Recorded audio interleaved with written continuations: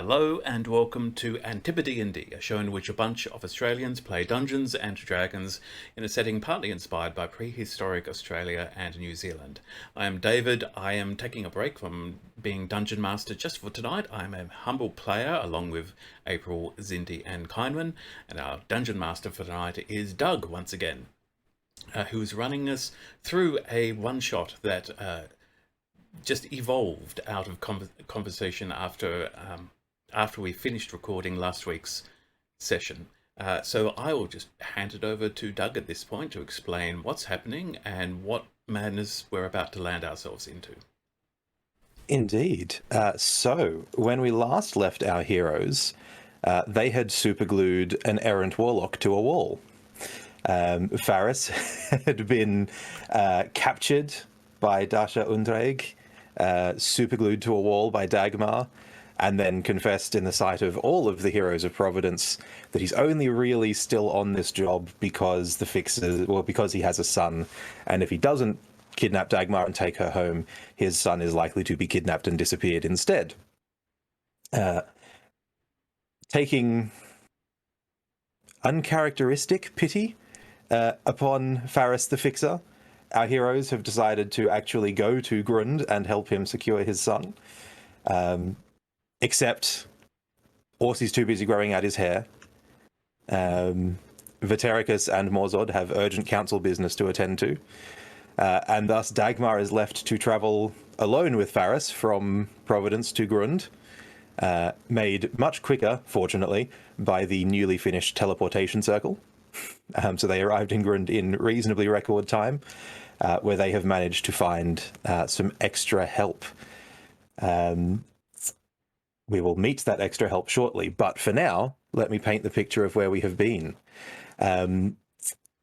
Basically, Faris, Dagmar, you guys have been tracking Junin, Faris's son, throughout Grund and out into the outlying sort of outposts and effectively suburbs of the area.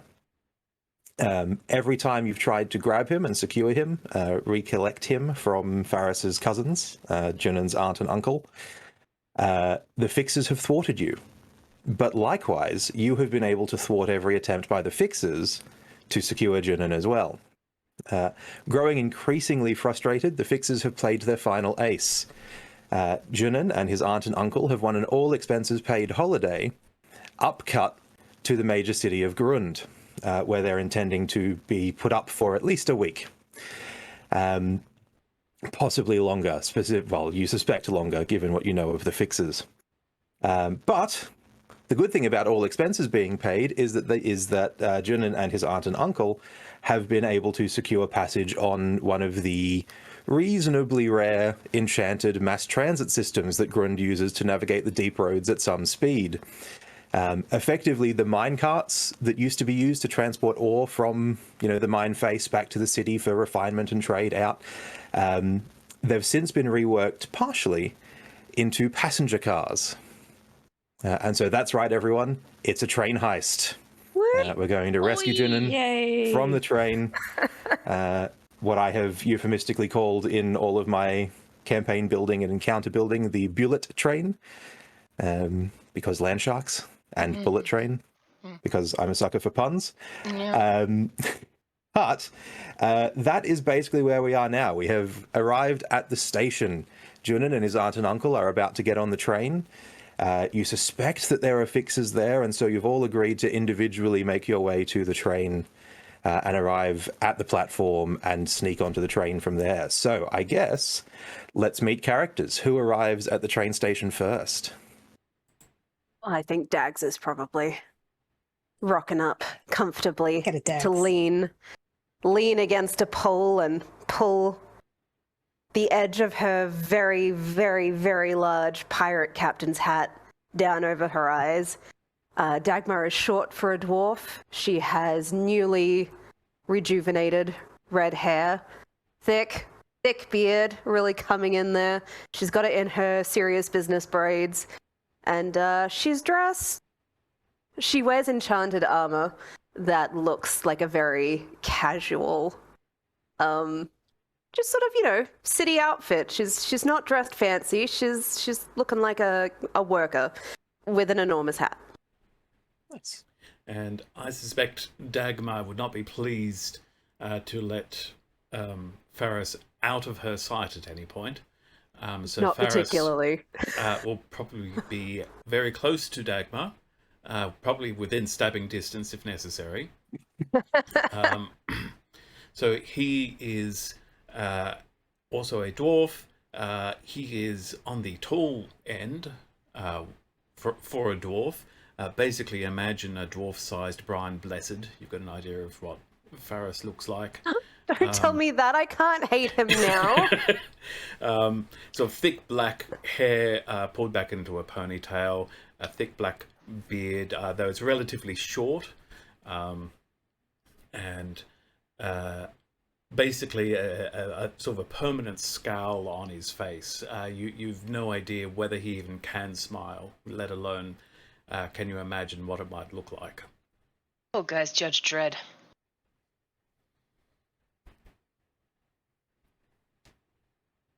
Well, then, yeah, I guess you hear Amagrim before you see her. You hear the clanking of extremely heavy plate mail. And then definitely extremely tall for a dwarf at about 6'5". In fact, she's not a dwarf at all, but she is indeed a dark elf. Raised by dwarves and very beautiful, intricate dwarven plate mail. She has both sides of her heads are shaved, and she has what you'd normally expect to be white hair on a drow. It is in fact black, but you do see the whispers of white roots poking through. And the rest of her very, very long hair is tied in 2 tight braids, very dwarven style. And on the sides of her faces, she has very lovely purple skin, and you swear you see little glued-on mutton chops with spirit gum. Oh well, the last person of the intro title scene is another dwarf, on the smallish side as well. We'll have to fight for who's the smallest dwarf. But anyway, she is thickly bespectacled and has her hair back in a bun, and also has her beard in buns, because it's clearly one of those I just need it out of my way things. She's dressed sort of very, very practically.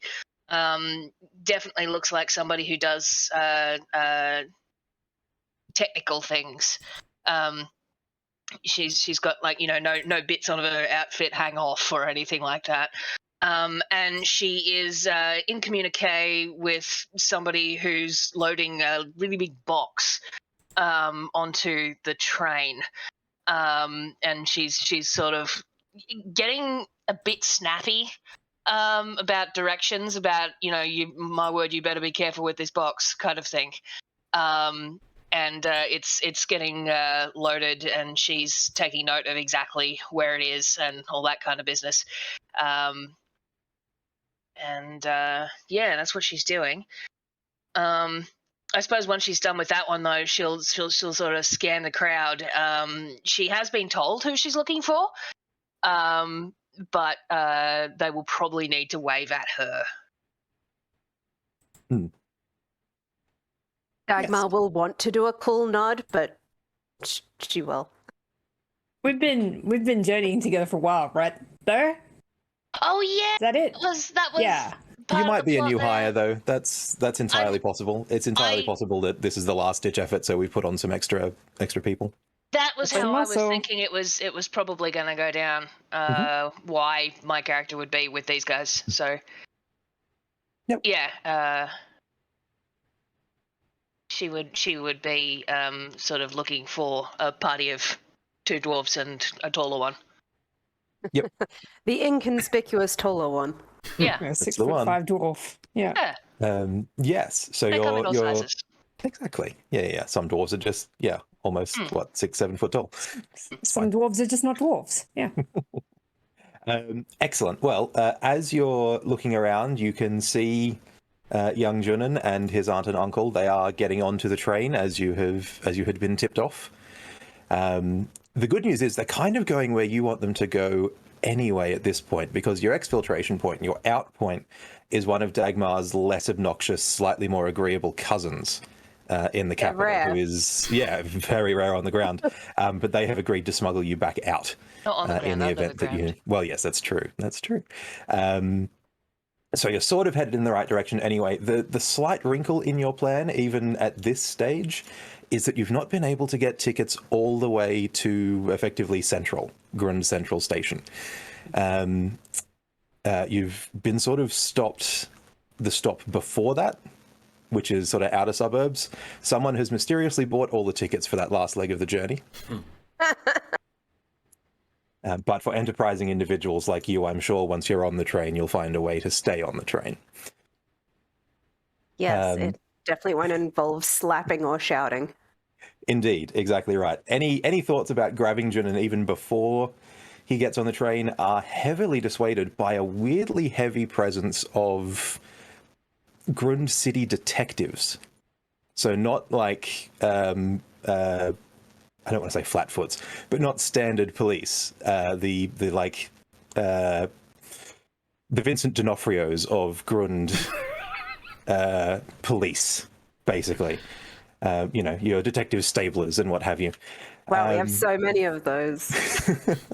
Well, interestingly, it is a fairly high percentage, and they all seem gathered around another weirdly tall person for this end of Grund, who is, shaking hands and saying, "I can't thank you enough for all of your help here. I'm on the trail of my brother's killer, and you have been super helpful. Now I know who it is. It is the lizard with the bib. What was his name again?" And one of the detectives pipes up and says, "That would have been, we knew him as Sergei. He may have changed his name in between. Yes, that is it, Sergei. Thank you very much. Now, I'm going to get on this train and I'm going to go out looking for my brother's killer." And he thanks them, shakes hands, and wanders off. Do you guys want to do anything before you jump on the train? I think Dagmar's eyebrow just went very high at the sound of lizard in the bib. I'm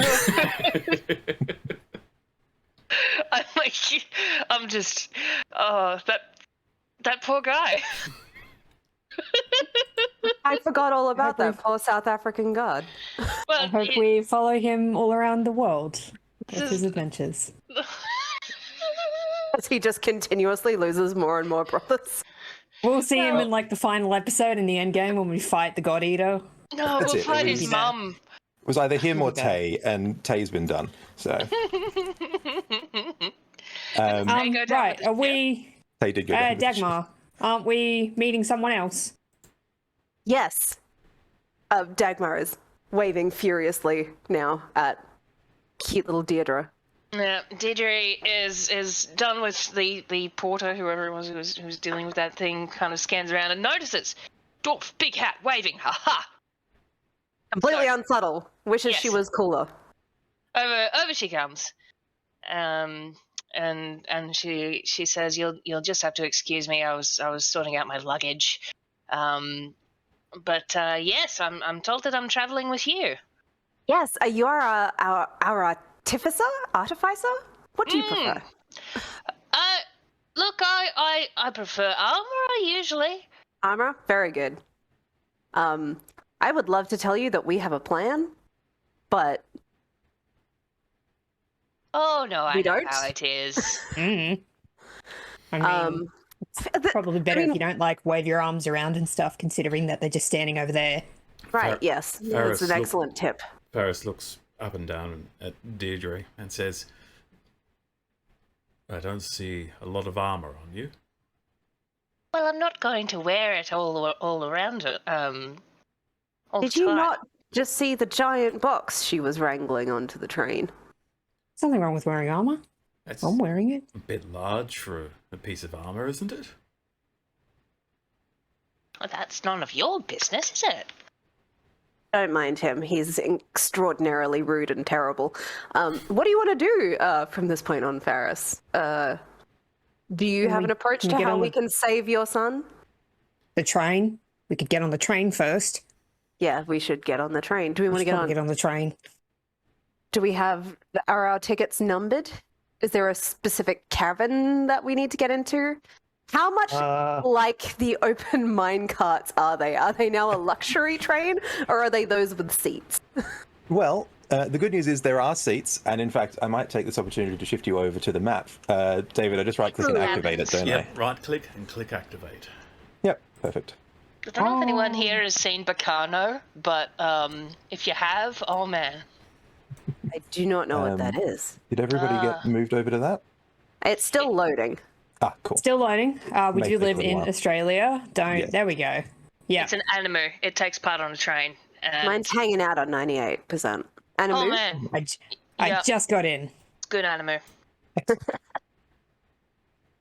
Good. Can we so suplex yes. this train? Hey, there it is. So there's the train. I've cut the roof off all of them. Basically, it's a little bit like your standard long haul, European trains, I guess. There's basically an economy class, which are the middle 3 cars that you can see on your map there. A first class, which has the one seating area, the little dining area at the top. And then what would normally be sleeper cars, or a sleeper car. But honestly, it doesn't go quite far enough to be a sleeper car, so that it normally doubles as the space for people who are or who need constant attention while they travel. The generally infirm, which, given that the general age of a number of Grun's ruling elite was paid for by them and most graciously maintained by the railcar company. At the back is all of the storage, which you can see there. And as you sort of poke around in there, we will figure out what exactly is in there. But I've dumped your 4 characters just at the start of the economy area. There's no set seating, but economy tickets are basically what you could get. Right. Where And did it look Junon- like? Yeah, the little boy was probably Yes. in a more expensive. Surprisingly, no. Junon is also in economy, in the middle car there. Rough. It's the I've used I think I've used our cleric Salmi Yes. as the placeholder for Junon. Oh, Salmi. But Junon Delightful. and his aunt and uncle are sitting in that sort of general seating area there. Oh, so I you had saw to them zoom get out. on. Yeah, apologies. You may have to zoom in and out a little as we go. But they're sitting in that middle car there. Or you saw them get on that car. You know, wherever you guys end up getting on, we will find out. Can And we, And they're move, like, can we move freely between these cars? It looks like it. You haven't seen anyone, so I assume you're getting on the cars at this point. Yes. Yeah, yes. yeah. And that sort of stuff. Yeah. So as you're moving around, you're seeing some people moving, taking seats, that sort of stuff. There's the usual people you would expect to see on the train, at least one student desperately studying from a tome of some description and looking like they don't want to be disturbed. A handful of rowdy youths in one of the cars that are busy, talking and I was going to say playing music on their phones really loud, but, dwarves don't this have is- those yet. This is going to Yeah, turn no. into like a Sydney Trains. I mean, you already mentioned Central, and I Commentary. was getting the feeling. It's all right. If they're dwarf Um, kids, they're just like punting rocks at each other. I mean, it's They're clear we've punching only each got other. tickets as far as Redfern. Yes, that's right. There's one guy who is, from what you can tell, passed out in the corner. May have, Classic. in fact, been stuck on the train since its last run around. Don't say stuck and nobody- around. Don't say stuck around Dagmar. Well, yes, that's true. She still has many goes of the glue. Or Faris, for that matter. Did she bring the glue? She always brings the glue. I feel like. Did she Farris have? She didn't bring the bag of holding, though, right? She left that, please. Why would she not? She carries it fucking everywhere. Oh my She's god! gonna carry it back to the mainland. Is that... Gonna get eaten by a purple worm. Where's the dodecahedron? Does Orsi have that? Orsi carries Orsi's it got as a that. person. Orsi's Okay. In the doesn't statue now, trust isn't it? anybody. Yeah, There's in the statue now. Yeah, That's I right. put it in yes. the rock. So we it's in don't the have... Vaterica statue. We don't have the All it option of definitely it. has is Aunt Helga. So we and can't erase Grund from the map. No. Well, we can Oh, try. well, we not could say never. come back and do not it. with, not with that attitude. This would That's happen. right. See, these are the thoughts that happen when I'm a player. Yes. I don't have to think about the consequences. At least not till next That's week. what we want to do is Different, ice though. cream. It's a different headspace, DMing and playing. It's true. So if you guys are on that sort of leftmost economy carriage, the one that I sort of put all your tokens in, to the right of you guys, so heading sort of over where that sort of covered train is, that will take you up towards the first class area, and down the other way will take you down towards storage, where, Deirdre, you know your armor has been loaded. Mm-hmm. Cool. Yep. Barris, are you going to try and get into the middle car? No, not yet. Certainly not until the train is moving. I don't want to do anything. Do we know how long this train trip will take? The good news is it's a good point. largely plot flexible amount of time. Right. Yeah. Wow. So probably not long enough to get a full long rest in. But if you all get absolutely hammered trying, like, you know, if one of you falls off the train and almost dies, there might be space for a short rest to recover some HP before we keep going. Good. That's all I need. That's very sweet of you. Warlocks need short rests. Dagmar, she doesn't expend anything except health. So. I get all That's my an important superiority thing dice to- back on a short rest, I Well, believe. once the train gets moving, Ferris wants to Yes. find somewhere private, where he can't be seen, so he can cast a spell. Are we all going with you, or...? Yeah, do you want? Well, I'm going with him because he's a Oh. slippery piece of shit. Are there bathrooms on this train? Not particularly. There are, however, gaps between cars. Right. Right. Yeah. Do you want to straddle cars while you Yeah. do the casty? That'll suffice, though. I I mean, can't Ferris think will it's say, for concentration. if Deidre needs to get her armor, we might be heading to the Yeah. back of the car anyway, back of the train Yeah, anyway. well, it largely depends on sort of what plan is formed. Because of course she plainclothed onto the train in case the element of surprise would be needed. Because she certainly doesn't look like she's wearing armor at the moment. But you know, she's just she was called in, told that you know, a little bit of a merc job. You're probably going to need to bonch some people. So she's aware that there may be some shenanigans. So she gave herself the wiggle room of being able to appear without the armor first. Yes, we may need to bonce many professional bonces. Mm. Yeah. What is our plan, Ferris? Like, are we gonna get eyes on him and wait until we're nearly at our stop and then grab him and run out? What are your cousins gonna do? That could work. I imagine my cousins, we've never gotten on particularly well, but they're not terrible when it comes to looking after children. So if they think he's threatened, they might, you know, try and stop us. But if they see it's me, they'll be okay if I say, look, I need to get him somewhere safe. I think they'll be glad to be rid of the responsibility to some degree. That's helpful. Feel like we're going to need to be near a stop when we stop. Right, are we all there? I thought they were going off by themselves, but I guess we're all in here now, aren't we? I don't think we left yet. I thought you said you were going to go cast a spell. He haven't- was, but he hasn't done it I yet. haven't yet. Oh. And, well, I'm Hurry wondering, up. do we think we need to... My concern is that if we just try and grab my son, then there's going to be a fight with my son in the middle of it when the fixers try to stop us. I'm wondering if we should focus on taking them out of the picture before we make a move. Should we might also need to check that your son is your son, because these other fixers are magic users like you, aren't they? Some of them. And we have pissed them off a lot.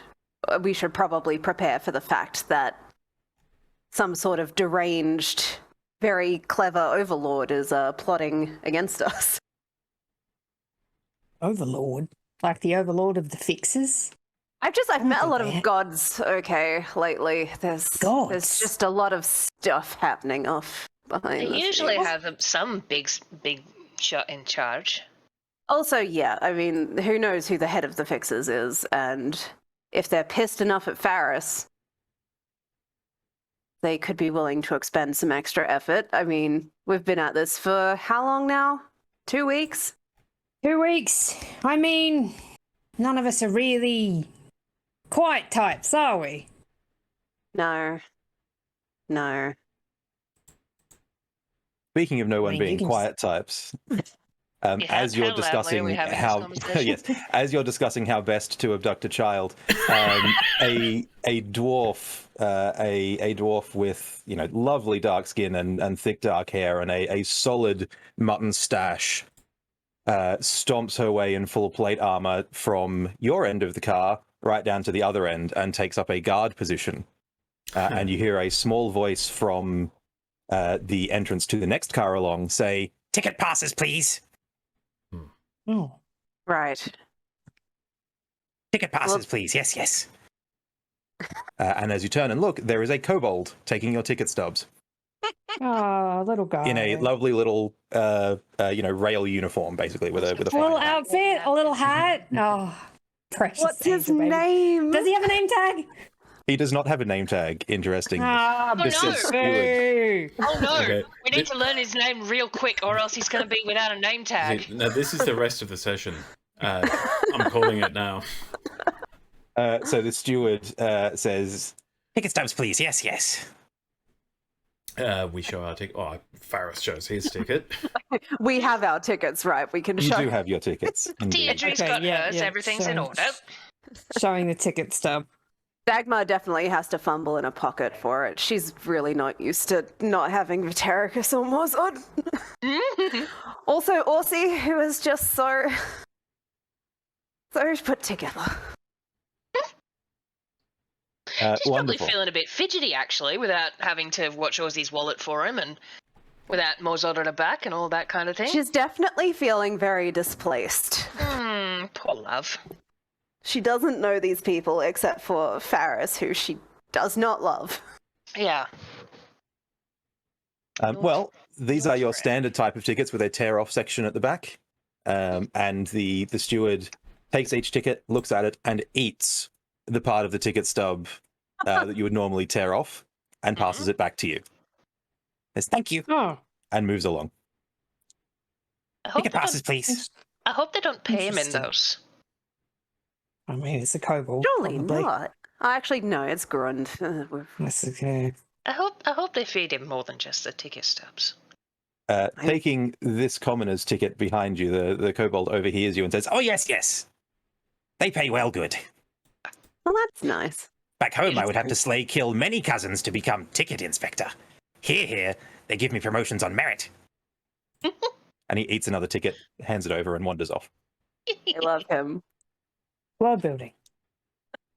Ticket Yep. passes, please. As it gets fainter and fainter down Yeah. down the car. Deirdre looks relieved.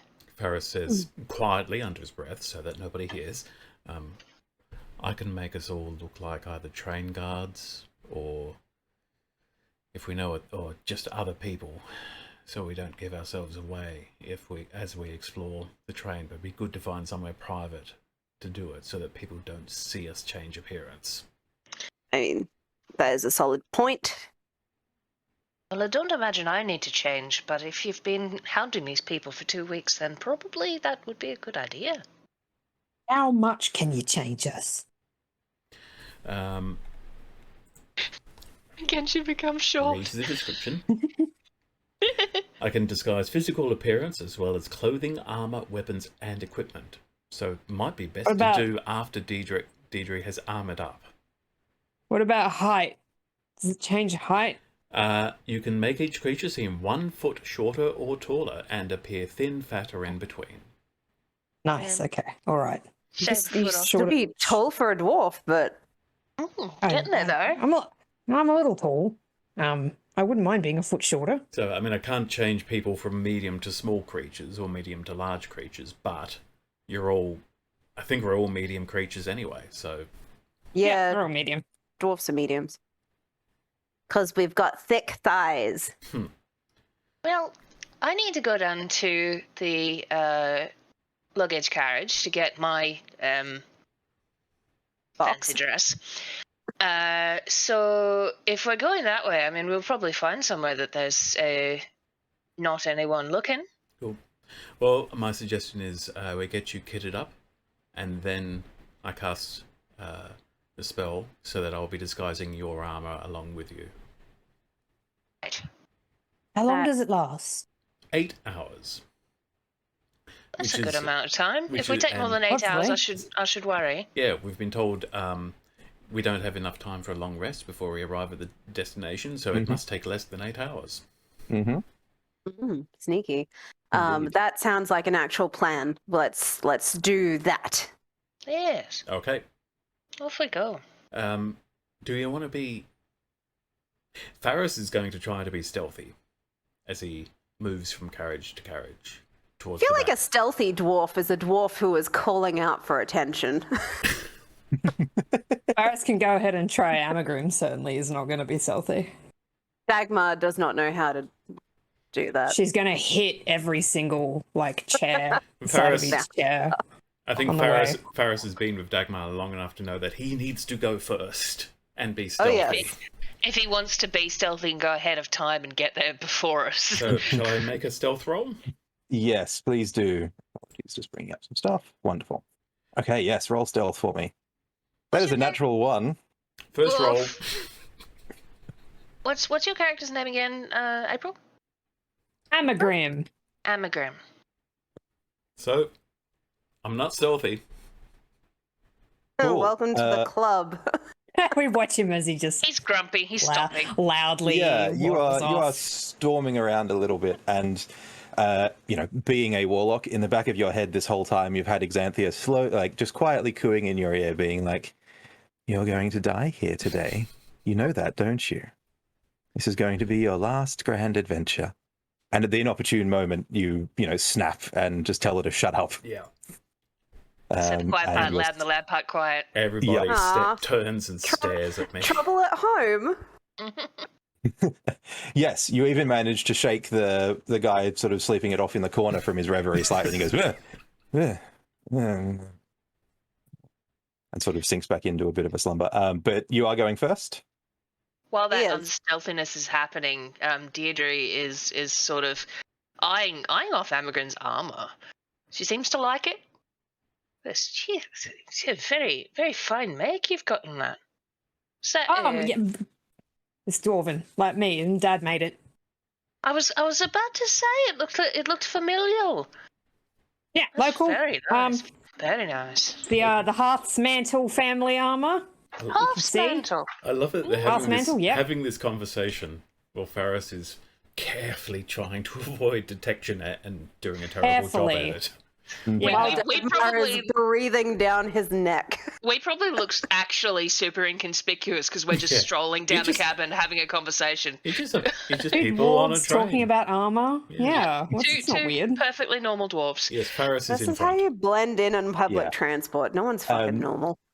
So I guess as Faris is moving past, the guy sleeping it off in the corner sort of shuffles awake, goes, so you're going left back towards so you basically got to go past all of the economy class cars to get to storage. Hang on. Nice. So we can scope out. Yes, so you'll scope. Will my son recognize me? Oh, you guys may need to move me accidentally closed out a foundry. My screen, my mouse is. I think it's my mouse. Okay, no dramas. We'll keep you going as we go. You want to borrow my hat, Faris? As Faris realizes he's going to be walking past his son, he's going to cast a different spell just to disguise himself. Mm-hmm. It's fairly simple. It's just going to make himself, slightly shorter, change his hair and beard from black to red, and just tweak his facial features a little bit. And that is a first level spell. Is there any... I need to roll Oh, something.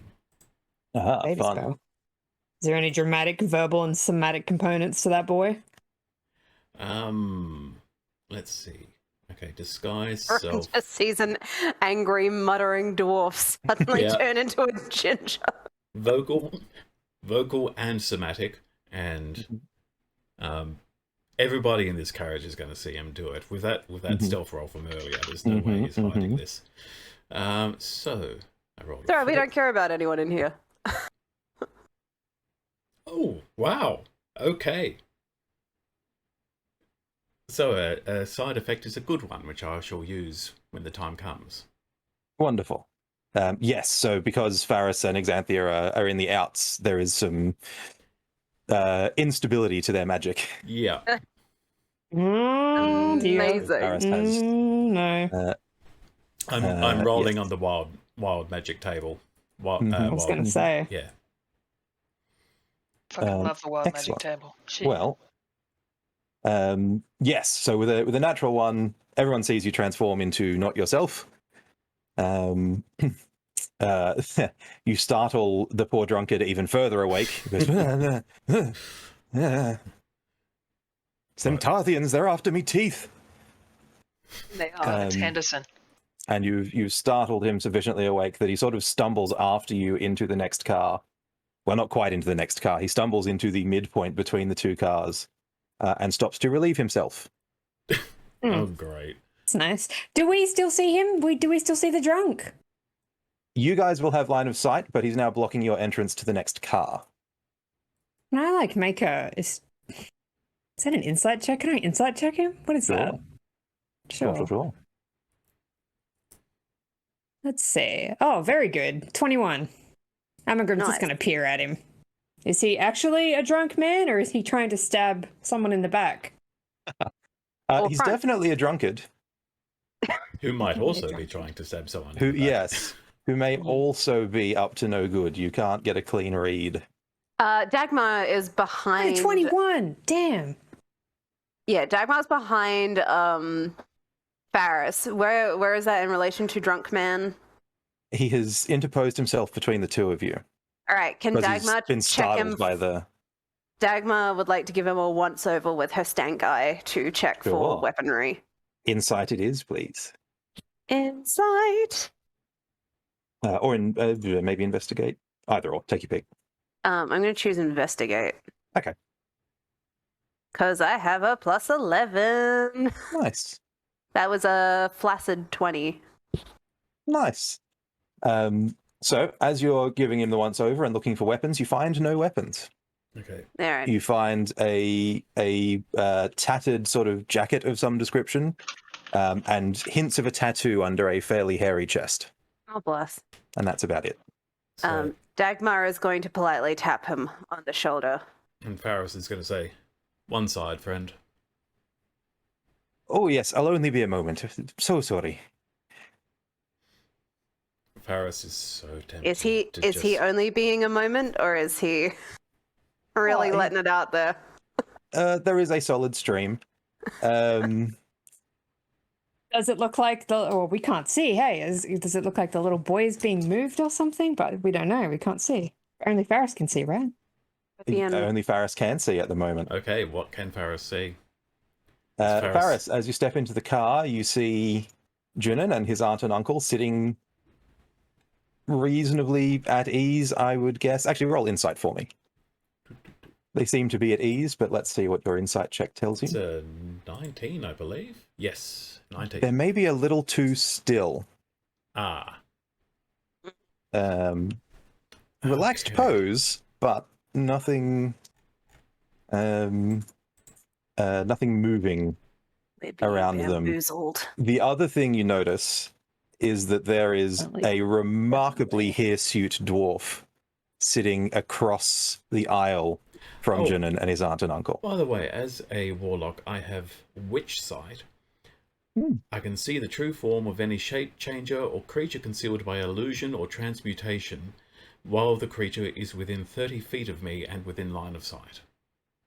Oh, fun. Fun. Does that cover invisibility as well? Concealed by illusion or transmutation magic, yes. Cool. So it would cover, but not someone who is just hiding super good. Yeah, no. Okay, cool. Excellent. Well, in that case, then you definitely notice the rather hirsute dwarf sitting across the aisle from Junin and his aunt and uncle.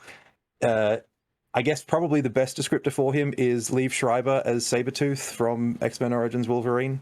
Oh, love Sabretooth. That's So, a hairy like, man. Hairy but hairy short. man. Yeah. So his beard is not long and lustrous. It is actually quite short and like almost bald by dwarf standards. But it is thick and it grows everywhere. He's wearing a duster. He's got beards on his arms. Basically, he's wearing beautiful. a duster and very little else, and it is just hair. Look, that's The very whole hot around. for a dwarf. That's Chewbacca suit. that's virility. And My brother's as got you one of those. notice this big fellow, there is a small voice from behind you that says, "Faris, Oh, bugger. let's sit down. Have a bit of a chat, shall we?" I'm going to turn to see who it is. It is a gnome. Okay. A gnome that... roll history for me. Let's see if you recognize this gnome. Varys split the party. Varys. Well, No, the drunkard split the party. Yeah. a drunk pissing split the party. 15. You do know this guy, or this person. This person is Norwell the Fixer. Norwell is a fixer who you don't remember ever seeing in the field.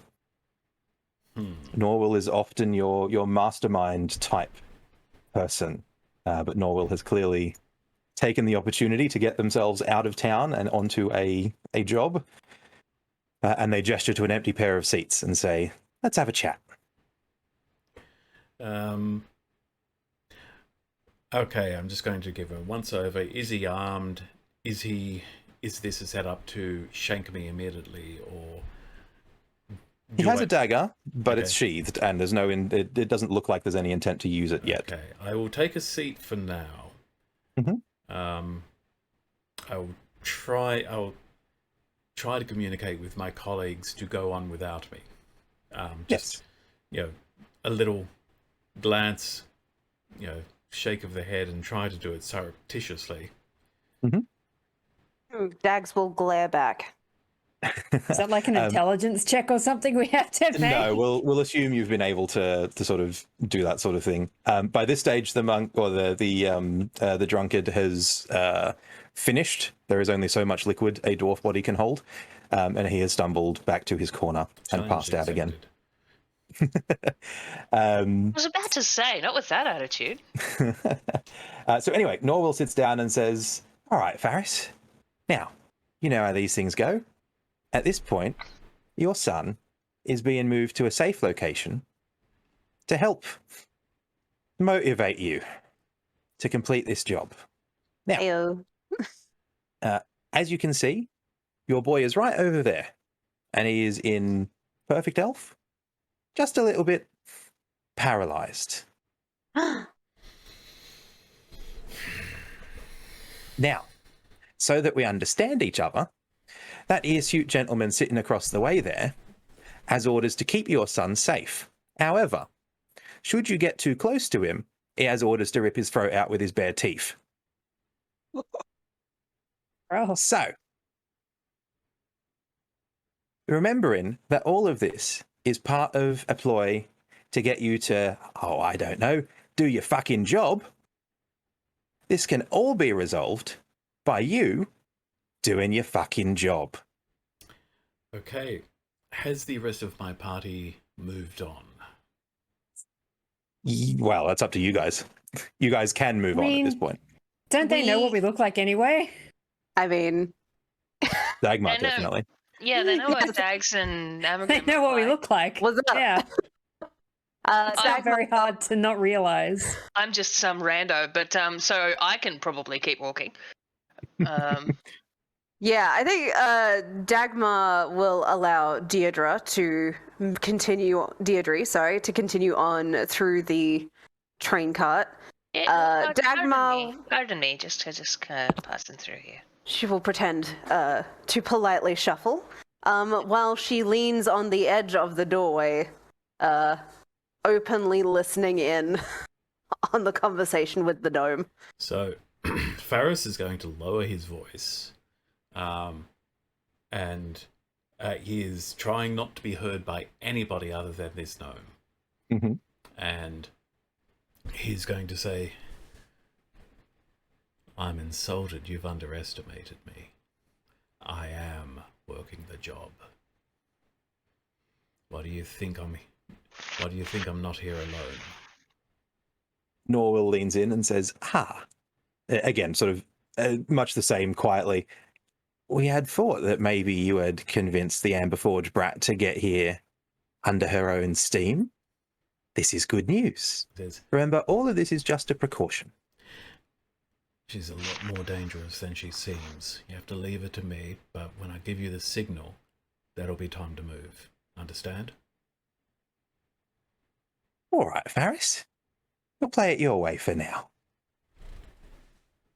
Just leave your son to us, and we'll leave, the Amberforge kid to you. We might need to head to the back of the train. Is that going to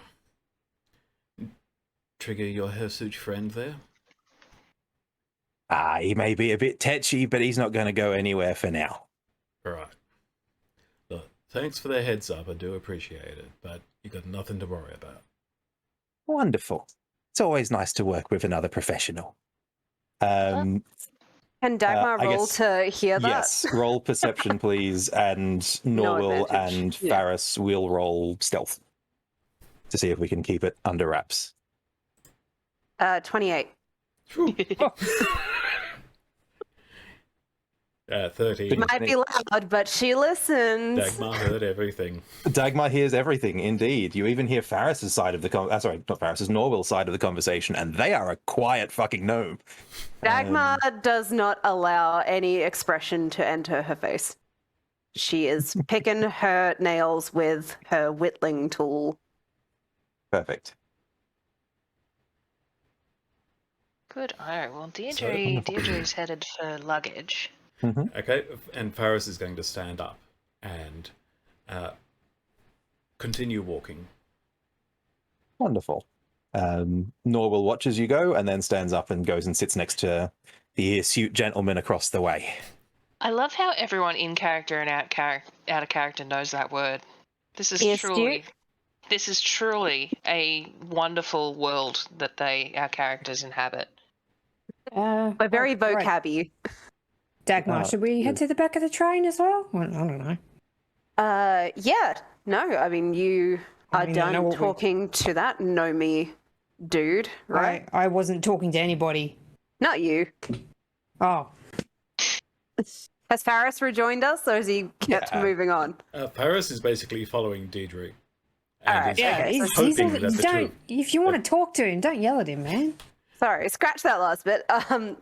We're heading on, going according to our very loose plan. Amagrim's going to hit every chair along the way. Aw, you are like a full-on Kid with a stick. Bonk, bonk, bonk, bonk. Sorry, mace. I put a little doodle I just did of her in the art channel too. Mm-hmm. I saw. That's lovely. Deirdre, nice. As you're passing through, you'll be the first to sort of shoot past the train guard as she walks back up the other way. Mm-hmm. She gives you a solemn nod and keeps going. Mm-hmm. Her armor is shinier than you would perhaps expect it to be. I'll give you that because you're an armorer anyway. Yeah. Eyeballing everyone's armor all the time. Deirdre definitely sort of does a little bit of a double take, glance over her shoulder, the mean girl up and down. Dagmar is going to make a show of looking at the Junon and aunt and uncle as she goes past. Okie dokes. Anything in particular you're trying to suss out? No, she just wants to make it look like she's noticed them being paralyzed on her own. Ah, I see. Yes. Well, roll perception for me anyway. Oh, cool. An eyeball perception. Eyeball. That is a natty 20. Hot. Woo! Nice. Very paralyzed. It's your problem now, Doug. Yeah, that's right. You notice that they are wearing the same shackles that you were wearing a little while ago. as a guest of Faris the Fixer. Motherfuckers. Man, it's Not exactly the complicated. same ones, of course, but a similar make. No, it hasn't got inscribed property of Faris. His very Yeah, no, special these ones do not have, shackles that Dagmar has stolen and put in her big bag. Well kept. Indeed. Cool. We're in shackles. Very good. How can they be broken again? Dispel magic, I believe, is what Aussie did on them. There's also a command word, I think, that you can speak to. Yeah, that was what I remember. Not that Deirdre knows anything of that, but No, but they would be things that Dagmar, I Yeah. guess, would know. Can you guys move your tokens around? Oh, Uh, yes, Is that yes, sorry. a thing that you have access to? Yeah, I didn't know I know where we you were can't. supposed to be. So. I'm going know, to that's need you Hey. guys to move me because my I think Doug can do something's that. wrong. Yeah, I've already moved you back down to the cargo sort of area. Okay, Yeah, so yeah, I guess cool. we're heading Yeah, this way. I can't move me. Oh no, hang on. Was I assigned the wrong drow? Is there more than one drow in here? There It's the shouldn't wrong be. trousers. Sheet. No, that's all fine. It could be that you don't have it set to character movie. Configure Up on the permissions. top left. There it is. Hang on. No, it is. Hang on. Oh, okay. There you go. You should be the owner now, April. I'm just going to refresh. Once I save the changes. Oh. Well, I've refreshed. Wonderful. Well, when that now happens, we're you will... 98% because Australia. Perfect. Excellent. Sorry, I don't know if you can hear that, but Smithers is going nuts outside. I can't hear it's in anything. here.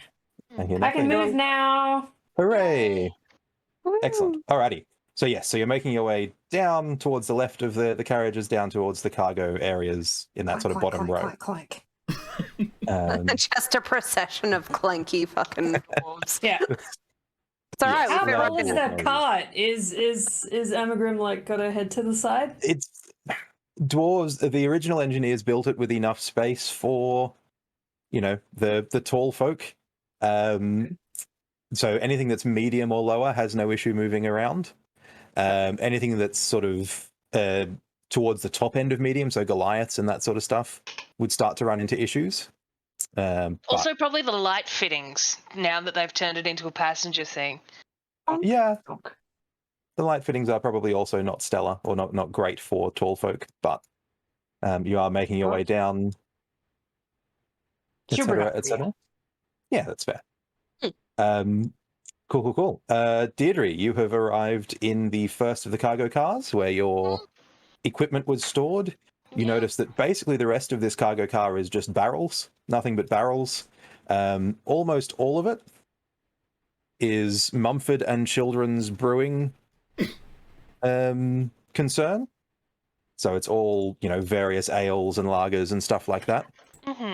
Except for one tiny keg at the front, which reads Mac Mumfordson Hot Boy Summer IPA. Boy, summer. And you get the impression that this is one of Mumford's sons trying to branch out on his own with a little small batch brew. Microbrewery. Love that. Oh, good for them. Okay. So that is all. That is what else is in this car. Mumford and Children's and one Mac Mumfordson mini keg. Just sort of roll a casual perception to, would it be possible for me to detect if they are, sloshing with the movement of the train? If they definitely got alcohol in them? They do definitely have alcohol in them. I won't even make you roll. Zindy, Okay. your Good. Morzod is showing. Listen.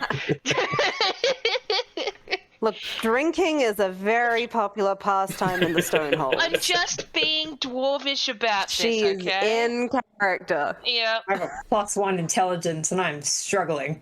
Besides, at home, probably various canisters and kegs and stuff are full of not alcohol. So maybe she's used to just looking, just checking just in case before you open the thing.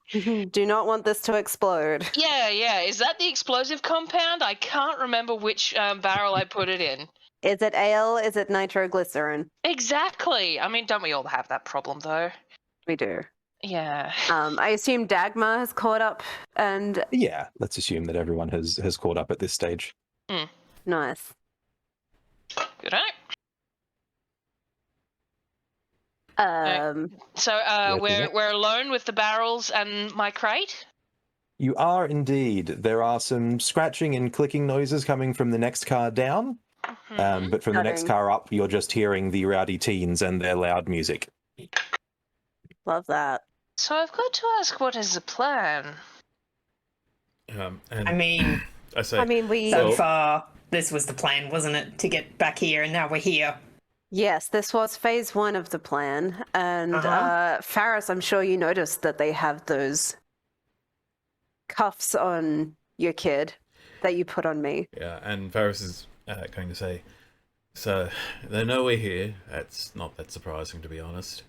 Yeah, obviously. I've bought us some time. I've convinced them that I'm actually still on their side. So... Inside check? Can I inside check?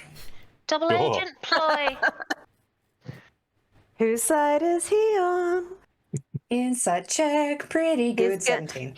He's going for the elusive triple cross. I mean, 17. This is reminding me of that film Angelina Jolie, Salt. Faris, if you are lying, roll deception. If not, roll persuasion. I'll just make it a D20 so you don't see which one I'm rolling. That was You can just roll to yourself. You can just roll to yourself. Yeah, Yeah. it's all good. Or just to the DM, you can do that too. That's true, you can too, yeah. You get the distinct impression that Faris is a lot more anxious than he's letting on.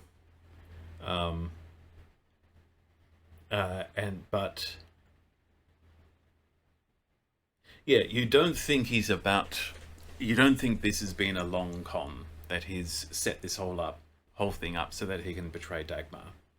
That doesn't necessarily mean you don't think he's going to jump on an opportunity to get out of this if it shows up. That's fine. I mean, Which is why she always has a dagger in the pocket. Oh, I have a question too, Doug. Yes. Are there windows? Are there windows in the carts? No windows, but you do get glimpses of the outside crossing between cars. Is it like Just rock tunneling? tunnels? Is it just rocks? Basically, it's sort of it's the old sort of mine shafts and like mine networks and stuff like that. So it's reasonably Like worm tunnels. Yeah, effectively. We are going to need a stop to get away from the train. Indeed. And speaking of the train, as you're sort of in here perusing the various alcohols and discussing the next plan, the train does stop at one of the other outer suburb stops, and you hear some people get off, some people get on, that sort of stuff.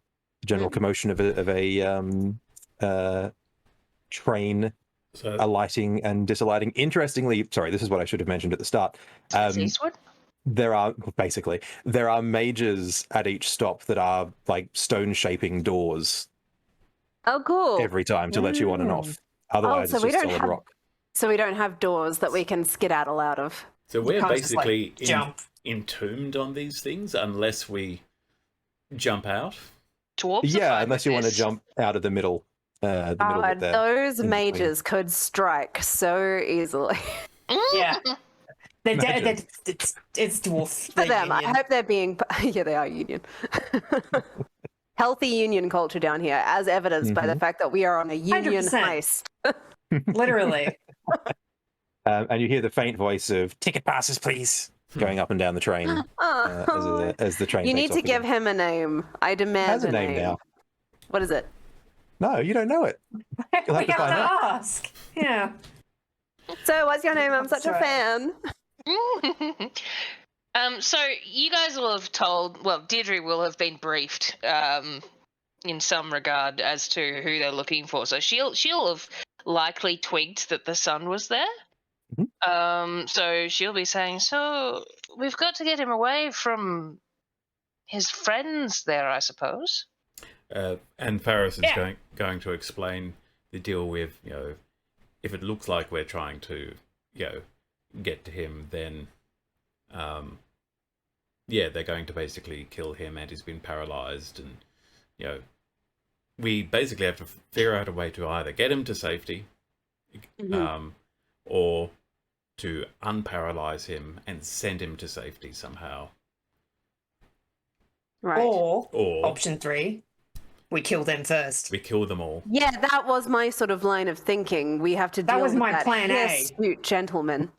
Yeah. Oh, you can listen to Deirdre- me. I like the way you think. Thank you.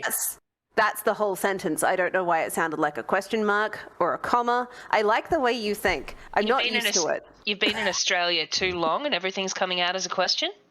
And Well, Ferris, because we're down under, so we all have Australian accents. Ferris says, we've lost some of the element of surprise because they've spotted me, but I'm pretty sure your Nomi friend definitely saw me in Amagram. Amagram? I can still change. Amagram. I can still change your appearances. At this point, I mean, it's pretty obvious. If I was instead 5'5" instead of 6'5", I think I would be completely unrecognizable. Well, I mean, we should try that. I can only We should. I can only change your height by 1 foot. Yeah. Yeah, which is what you said. They'd never know. Well, I feel like changing the appearance would actually be useful because coming back, if you're completely different people, they won't be expecting it. So, and then if we happen to just punch them in the face, they won't be ready for it. I won't change. I like that plan also. I won't change my appearance from what it is at the moment, so that they think, I'm not hiding anything. Right. Deirdre is she's dismantled the front of the crate. Don't know if you guys are on the same side of the crate as her, so you might not be able to see what she's doing. I don't know. Do you want the surprise? Let's do a surprise. I love a reveal. Okay, well in that case, yeah, she's around the other side of the crate, and there's sort of metal noises, and she's speaking as well, and she's saying, well, you still won't need to change my appearance because I won't be looking like when I was walking through there. And then there's sort of a bit of a hiss and mechanical noises, and then the next footsteps as she comes back around are rather a lot more stompy than they were when she was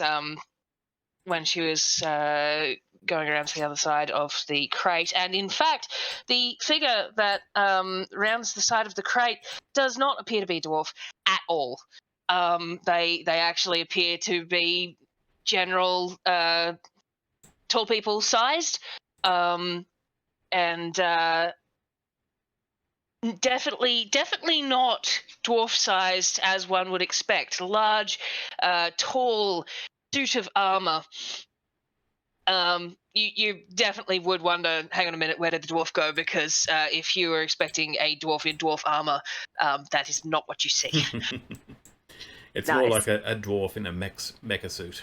Well, no, from the external, it just looks like a very large human suit of armor. So possibly as tall or a little bit taller than Amagram. So Faris is going to ask you all, what do you want to look like? First, Dagmar is going to applaud the reveal because she thinks that's fucking awesome. I should introduce you, comes the voice from inside the suit, which actually sounds like it's probably going through a little bit of a voice change. She sounds a little bit like a space marine. Nice. Got a little bit of the echo, and it's sort of difficult to tell male or female voice. This is Alistair.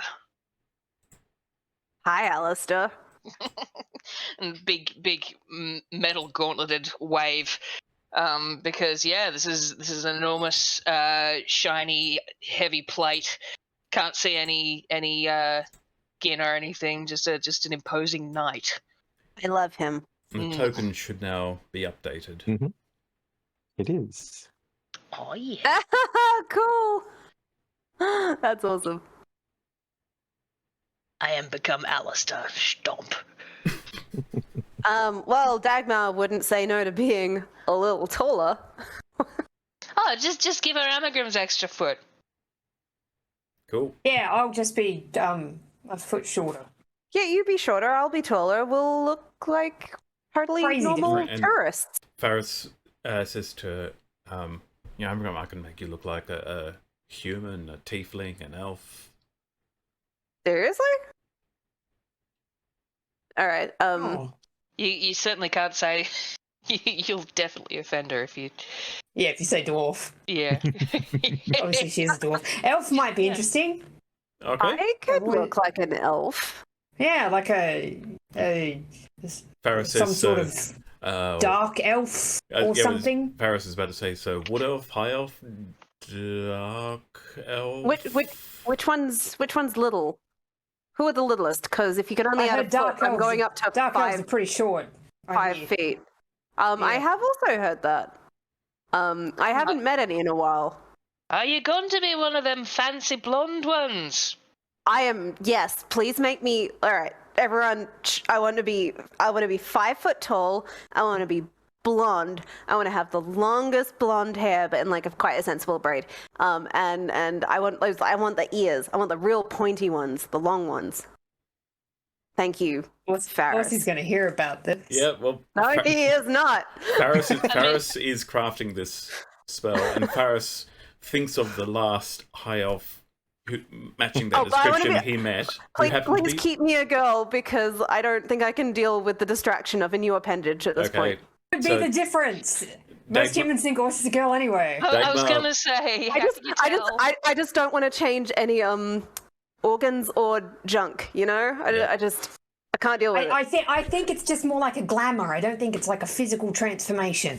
Oh, thank fuck. I think. I don't know anything about magic. But Dagmar, I don't know anything about magic either. I know people who use magic, and I don't know anything about it. Dagmar now looks like short Orsi. I like with the long hair, right? Oh my god. I'll be a wood elf. I've never seen a forest before. Okay. Oh, they're lovely. I was surprised. They're actually really nice. I thought they'd been overhyped, but no, the hype was correct. Born in the deep roads, never seen. I'm not good with the sun. Dwarves aren't great in sunlight. Yeah, that's why I have a hat and goggles. Knew it. Actually, Dags probably is a bit brave on the dwarvish side. We're probably all hearing her tales of the sky. Yeah. I hope so. All right, so Yeah, basically exactly the same, but a wood elf. And Deirdre can disguise the stomping big armor to look probably still armored, so it makes sense that you're going clank, clank, clank, but not necessarily quite so large. I don't feel that I need to change up what she looks like. That's why she brought it on the crate, because she didn't know that there might be someone with transformation stuff. She's like, oh. Okay. So nobody on the train ought to know that Alistair was in waiting? Although Deirdre is going to comment to the rest of them, did you see that captain? Gee, she was shiny. Yeah. Captain. Armor's never seen a day of battle in her life, yes. probably. Yes. Not a scratch on her. I wonder what. Because I mean, if you're high ranked and all that stuff, you should probably have armor that you're used to, like yours, a hereditary one or something like that. But I don't know. I didn't recognize the make. No idea. I mean, I've run into official guards before, and they've all been fucking useless, to be honest. So. And Faris is going to say, now while you disguise, just be careful about what you touch, what you interact with, because you haven't physically been changed. So he says to Dagmar, that extra foot you've grown, you haven't grown. So objects are just going to pass through your head. Yeah, I did notice that my perspective had not shifted. That's fine. Oh, and you'll have to watch your head, love. Yes. Oh, yeah. Amicrum. I'm a foot shorter. Yeah. So weird. Yeah. And anyway, so we're changed, but what are we doing? All right, so are we launching? Seeming. Okay. So I've cast Seeming, and as soon as I do want to finish explaining who's nearest to me, that is going to be Deirdre. All of a sudden, Deirdre, Faris turns to look at you, and his face suddenly becomes one of absolute terror as he thinks he's seeing the most horrifying sight. Like his, as far as Faris is concerned, there is a demon, a devil, charging. And not a hot one. Not a hot one. This is a terrifying abomination, and Faris is immediately going to basically book it and run back through the door you came in from. Oh, what? We have the plan. Seems normal. There is a faint chuckle in the back of your head, Faris. Yeah. I suspect he's having trouble with his girlfriend. And Who's his girlfriend? It only lasts long. You don't even want to know. It only lasts one round, so he's halfway through the next.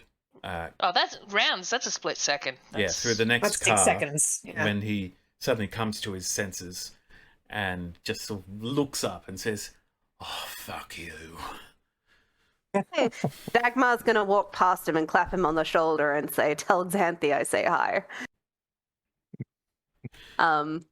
So we're assuming, while we're walking through the teenager cart? So at this point, yes, Faris, you have just run into the cart, not quite screaming, but certainly in a panic, past some rowdy teens who are like, "You all right, mate?" He says, "I'm fine. Mind your own business." All right, fine. Whatever. So are we going to make a plan before we follow it? Yeah, are we attacking that hirsute gentleman before he can, or are we just going to keep walking past them until?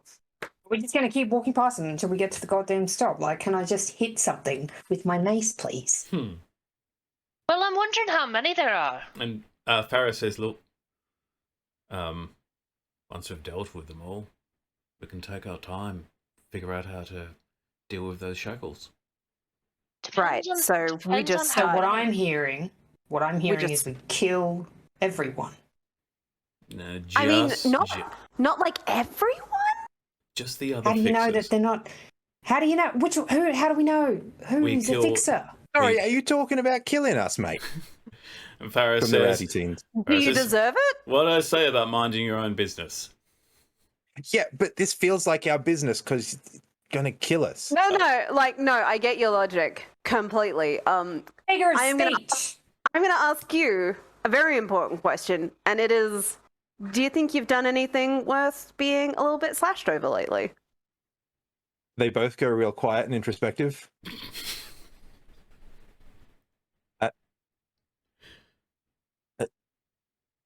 Roll intimidate for me. Me? Yes, I haven't had to do that in so long. Oh, can she have advantage if Amagun She's says got the behind good her? intimidate. 17.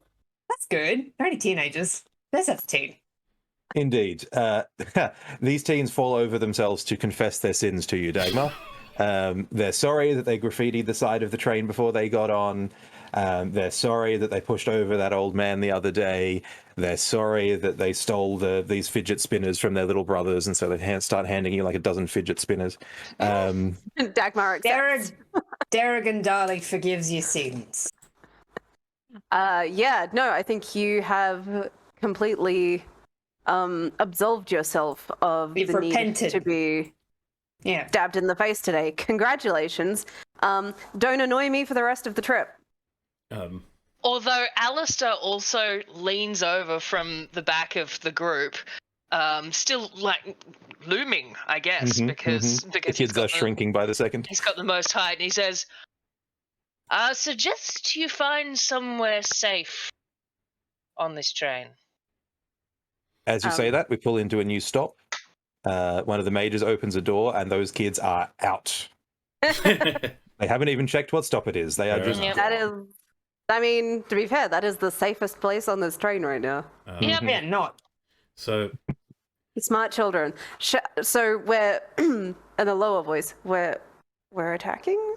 yeah, and people? Faris, if we have a moment of privacy, Faris is going to say, "I'll take the gnome." Turns to Deidre and says, "You take the hirsute fellow." Turns to Dagmar and Anagram. thank you, and says, And you help when you need, where you're needed. What's that supposed to mean? Furry. Just smash whoever you want to smash, as long as they're, not a random fucking train goer. Deirdre, I'll swing my mace. Whatever it comes into contact with, I'll be doing this, and if they get him... Yeah, if they come at you, come back. It's not a huge amount of space on here. I've got a wide swing. Nice. Deirdre to Farron. Do you know how many friends they're likely to have? I'm just kind of worried that they'll start coming out of the walls. And he says, "Oh, so I've got the other two ready for him."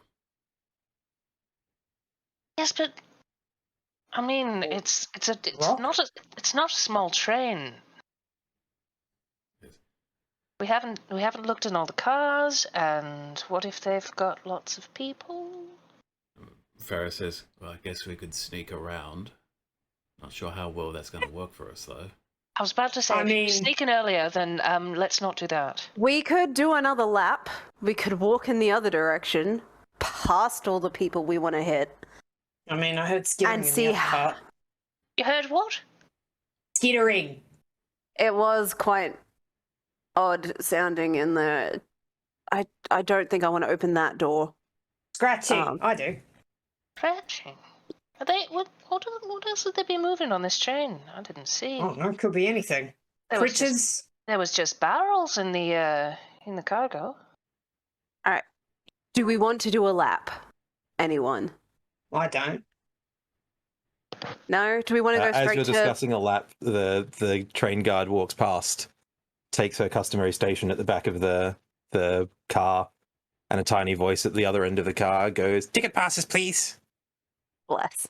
Oh, you're different people now. Love him. We still have our tickets. Farah says, "Sure. Yeah, but they've been... Bit. That's all right. They've been torn." But will it be a problem that he's not going to remember doing that to We you? have valid tickets. Farris says, "I think we need to get in position now." I'm going to attack a kobold. I mean, I would attack a kobold if a kobold came in to attack me, but I'm not just going to randomly hit a sweet little lizard. It's taking forever! Amagrim's just going to march to the cart. We need to get into position in the next cart before the kobold reveals who we are. Mm-hmm. All right, well... Amagrim has left the cart. So we're going back to bouncing the astute gentleman, is what I'm hearing. It looks like we're fighting Sabertooth, yeah. Yeah. Okay. Where's the connector cart? Here. I'll be right at the door. So this is kind of where you are. Here. The kobold is pretty much exactly where you are now, Amagrim. Please move me. I am still... Yes. You have been shifted more or less into the car at this point. Yeah. Do we want to be at the door about to go into the cart, or are we in the cart? Up to you guys. I guess it depends on how long. At what point do we have to roll initiative? We should probably all enter the cart. Let's roll initiative at the door. But we will do that probably after a short break, since it is just about break time. So you guys have decided you would rather not try or risk having pre-cut tickets, and our poor kobold ticket inspector he's going to go hungry. Is about to be pushed past rather brusquely. Yes, we might. I'm worried we might have had to deal with him. I don't want to deal with him. I mean, we can deal with him. Yeah, it's true. That's what I meant, and I don't want to have to do that. I like this little kobold. Fine. But we will stop for a break there. Dear viewer, it will appear as though no time at all has passed, but for us, we will have taken a nice, refreshing break. We will see you soon.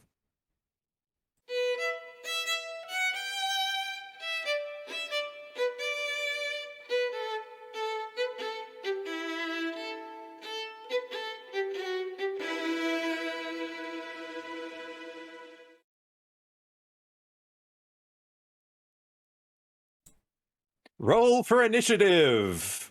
Yay! We're back, and it's time to fight. All right, let's see if I can actually click on that at this point. Oh, it's letting me click on it. Goodness. Yo, Deirdre, let's go.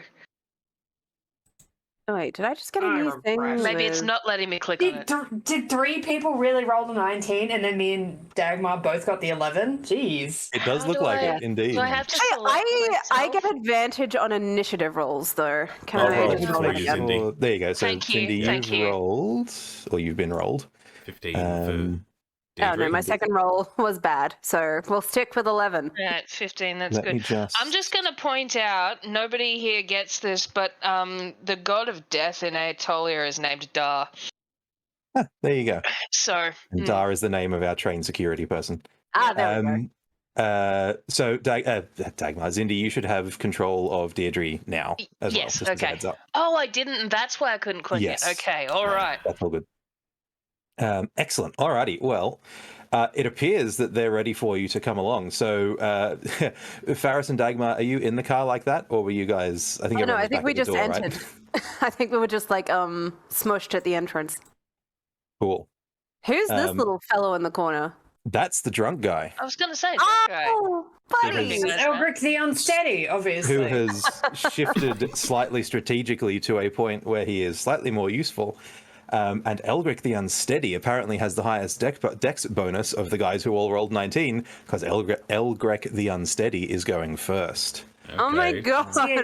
Is he a Gonna drunk vomit on- master monk? Yeah, he's I gonna hope so. vomit on He is a his drunken shoes. master monk. Yeah, Elric the he Unsteady called it. rises steadily, or unsteadily, I should say, to his feet, and sort of High falls dex. into you, Dagmar. And you are entirely unprepared for the punch that comes with it. Oh, okay. Alcoholic. We'll see. Yeah. Does a Sangria. 22 hit you? Yes. Absolutely. Please go ahead and take 8 damage from the first punch. My god! He's a monk, man. 16? No. Ooh, you weave out of the way of that second punch, but he is going to use Oh, a what's key your point AC now? Damn. to My flurry of AC blows. is 17. Damn. 19? That hits, doesn't it? Yeah, that You're hits. 17, yes. Dagmar go is ahead shouting, and- what the hell, the entire time this is happening. That's another 7. And then a final. This is the most I've 8. been hurt in a battle in like a year. Yeah, Indeed, so usually you you're get just like, punched. surprise, motherfucker! Well, there's no Vetericus to stand in the front. That's Right, true. exactly. Yeah, Yeah, we need Body our bag. pseudo tank. Mm-hmm. I wouldn't... tank? Mm. Tank is in, he stands in the way. Soak, perhaps. I think it's called cannon fodder. Meat A shield. sponge. And Elgrec is going to sort of, as he does that, fall into you, punch you 3 times into the kidneys and stuff like that, and then sort of stagger in front of you. What the hell, All dude? mumbling, "Oh, I'm so sorry about all of that."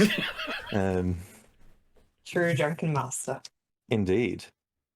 Next in the stack is Reeve, the Wolfen, the hirsute gentleman across the way, who notices that Wait, Elgrec... hold on. When an attacker, I have uncanny dodge. When an attacker that I can see hits me with an attack, I can use my reaction to halve the Oh, attack's do it. damage. Yes, against you. so you can halve one of them. So it's 8, Which 7, one was 8. the most? There's 2 8s and a 7.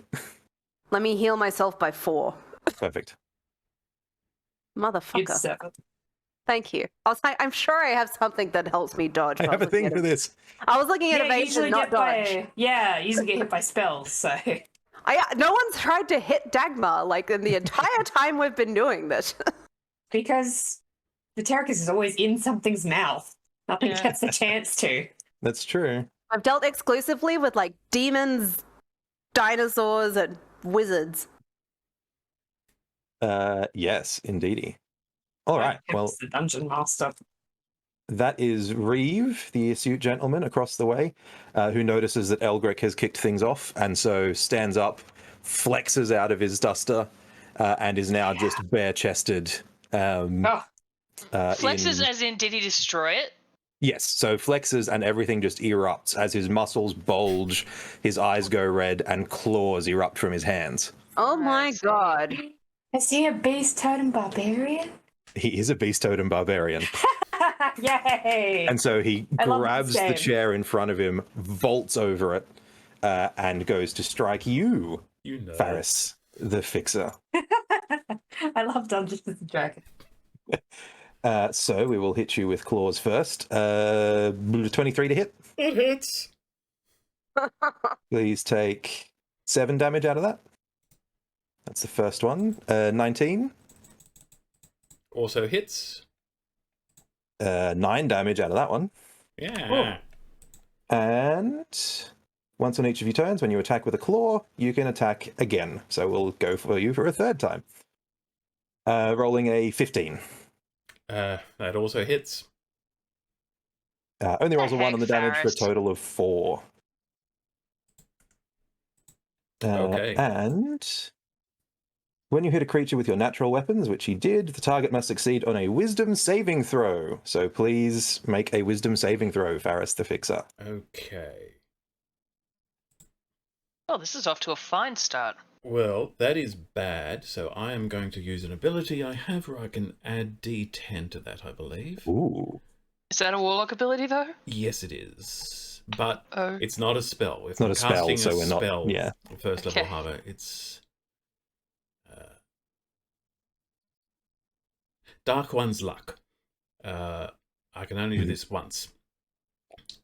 Ability check or saving throw, add a D10.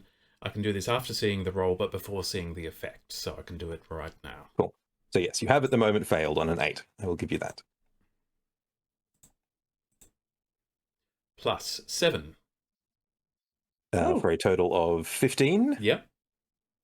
which is still insufficient. Okay.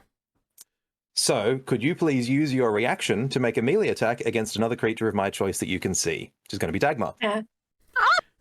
Reeve Okay. hits you and you are overcome with his bloodlust. I love that the two somewhat soft dwarves are in the room. Oh, it's going to be with the dagger, I think. Is exchanging a glance a free action? Because that is fully what I intend to do with Amagrim. Yeah, I'm a Grimmon. So, Dagmar, Deirdre having a moment. does a Yes? 23 hit you? Yeah. Good news is he's not very strong, so you only take 6 points of piercing damage. Do I get to halve that since I can see the fucker? You've Have already you- used your reaction. I You have. only get one. Motherfuck. Yep. What is happening? You just got punched and then You got just ganked. That's what happened. I think this is what pain feels like. Oh, no wonder Um, Vitaricus is always so sad.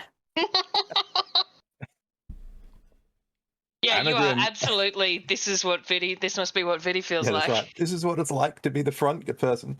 I don't think there's anything else that Reeve can do That's with why his turn. Dagmar hates close range. Oh, I didn't even recklessly attack. I should have. I'm sorry. I should have done Alright, all of next that. time. But that's okay. Next It's time. true. We Yeah, it's forgive true. you. Amagrim and Deirdre, from behind you, Oh, no. you hear Yeah? a voice quietly say, "I am Dar, Shield of Grund," and the sound of a helmet being placed steadily over her head. And I have Okay. never known defeat. Oh, She's my Elden Ring girl. And go. Dar runs in at you, Deirdre, because you look like the biggest threat. Yep. Okay. All right, Melania, let's go. Yep. She doesn't pull out a absurdly long katana. She because she is, in a train. She pulls a war pick Have from to her ask. harness. Is there anywhere in the car, is there a naked man with a pot on his head? There is not, sadly. Nobody is coming to solo this one for you. I was No, going to say, let me are there solo any- her. With the pot. Well, I guess the naked Solo. man with the pot is Elgric the Unsteady, just about, and he's on the wrong side. I'm sorry. My poor mother's not going to understand any of these references. Alrighty, so she's going to swing at you, Yep, Deirdre. yep, Deirdre. Or Alistair, whichever one's easier to remember. 14 will miss. 14 just bounces off. Bonk. 22, Bonk. 24. Bonk. What? And nice. Really? Did we really build you? Well, Isn't your armor class that's- 24? that is matched. I don't know. How Yes, does that work? if that hits, yeah. So 24 Oh, hits. okay, If all it right. matches your armor class, it's a hit. Yeah. All right, then I took one. She meant bonk, as in that's the sound it makes when it hits. Yeah, okay. Indeed. Yeah. I hit bonk. So please take 11 damage from the war pick. Uh-huh. Pretty nasty Uh, war pick. Well, I mean, Um, they're made for plate armor, so... Oh, I want to fight Melania, but I want to go on the other route. And then she will. Those are her 3 initial attacks. She may as well action surge now and hit you again 3 times. I really want to fight her. Jesus. That's a critical hit Alrighty. for a total of 30. Yeah. Not damage, that's 30 to hit. Oh, Christ. Yeah. But 16 damage on the war pick Yeah. from the crit as she gets into a soft spot. So We're gonna die. 11 goes, 16 goes, yeah. 14 will miss, Yeah, bonk. but a 29 will hit Jesus. for an extra 10 damage out of the 10. pick. Yep, that was a lot of damage in one turn. So, bam! I'm glad I Dar took that runs and into not, you. like, Dags. Kind of 6 of one and half a dozen of the other for these 2 cars right now. Right. I mean, my hit points are pretty high, which I'm grateful for true. now. So those are all the guys who got the drop on you. Deirdre, it's your turn. Okay, let me I guess see. we're fighting. Yeah, Seems like it. We're definitely fighting.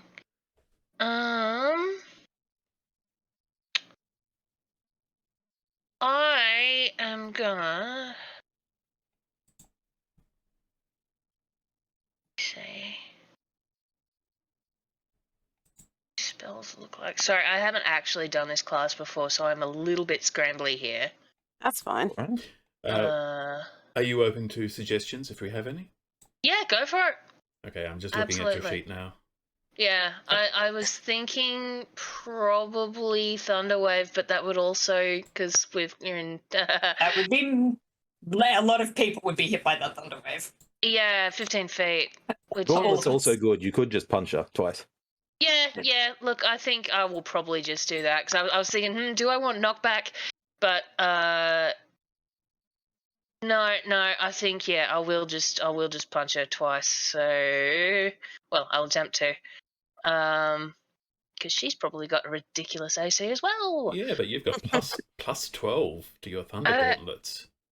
Wow. Well, no, it says only plus 10 here, so I don't know if it's going to do If that. you hit refresh, it should be plus That's 12. plus 12. Okay, That's what I'm it's seeing just in I your- haven't refreshed. Yeah, so I'm seeing on your character sheet. There's because I added the plus 2 from your infusion to it.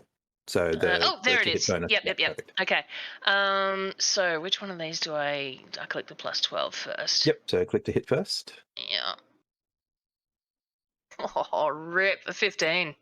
Do not 15 think so. bounces off her shield. Yep, of course. And I will roll the second one. Mm-hmm.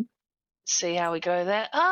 Yeah, these dice aren't terribly good. 18, also 18 not good. also off the shield. I was definitely staggered by that opener. Which is entirely fair. There was a lot of damage that went That your was way a that lot way. of damage. Dagmar. Ooh, steady on. Oh, sorry. Unless you have a bonus, Deirdre.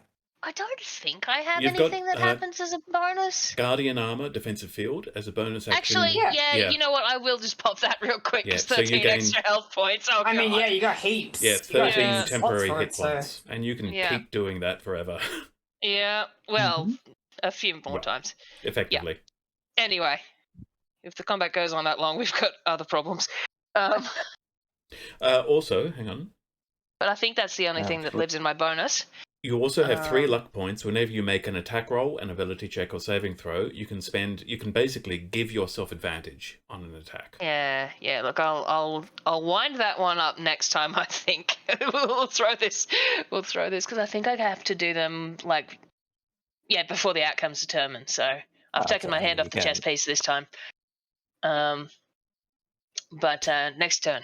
You can choose to spend luck points after you roll the die, but before the outcome. Yeah, but before the outcome's determined. Before the outcome. So you can roll terribly, and as long as Doug doesn't say that misses, you can roll. Even again. then, it's fine. You're a nice guy. Luck is flexible. Not for this one though. I'm going to take that one. Okay, cool. On the cheap. Any bonus actions or anything like that? That was my bonus action. The extra. Oh, yeah, that was your defensive. Yeah. Sorry, yes. Yeah. Okay, So my health is doing the 8-3 cat face eyes at me at the moment. Cool. Dagmar, your go.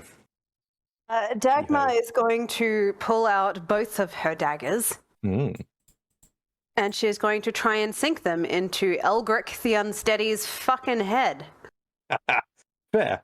Or, you know, chest, neck region. Just real... Wherever you can reach. Just real stabbing some fucking monk action. Mm-hmm. So we will go with Hush first. I don't think we have any heals. That's a flaccid 20. A placid 20 will strike Eldrick the Unsteady. And I get sneak attack because there is a hostile person within 5 thing. All right, so that is 7 plus 26 damage. So that is 33. Yes, 33. And I'm a dual wield, so I get another stab. Indeed. So you may strike again, but you only get sneak attack once. Yes. Yeah. Is the sad part. I know. That's all right. Absolutely devastating. And Elgric And with the cannot other. teleport. Yes, I know. If that was something that was an option for him, he now can't do it. It was not. That's a 14. You miss.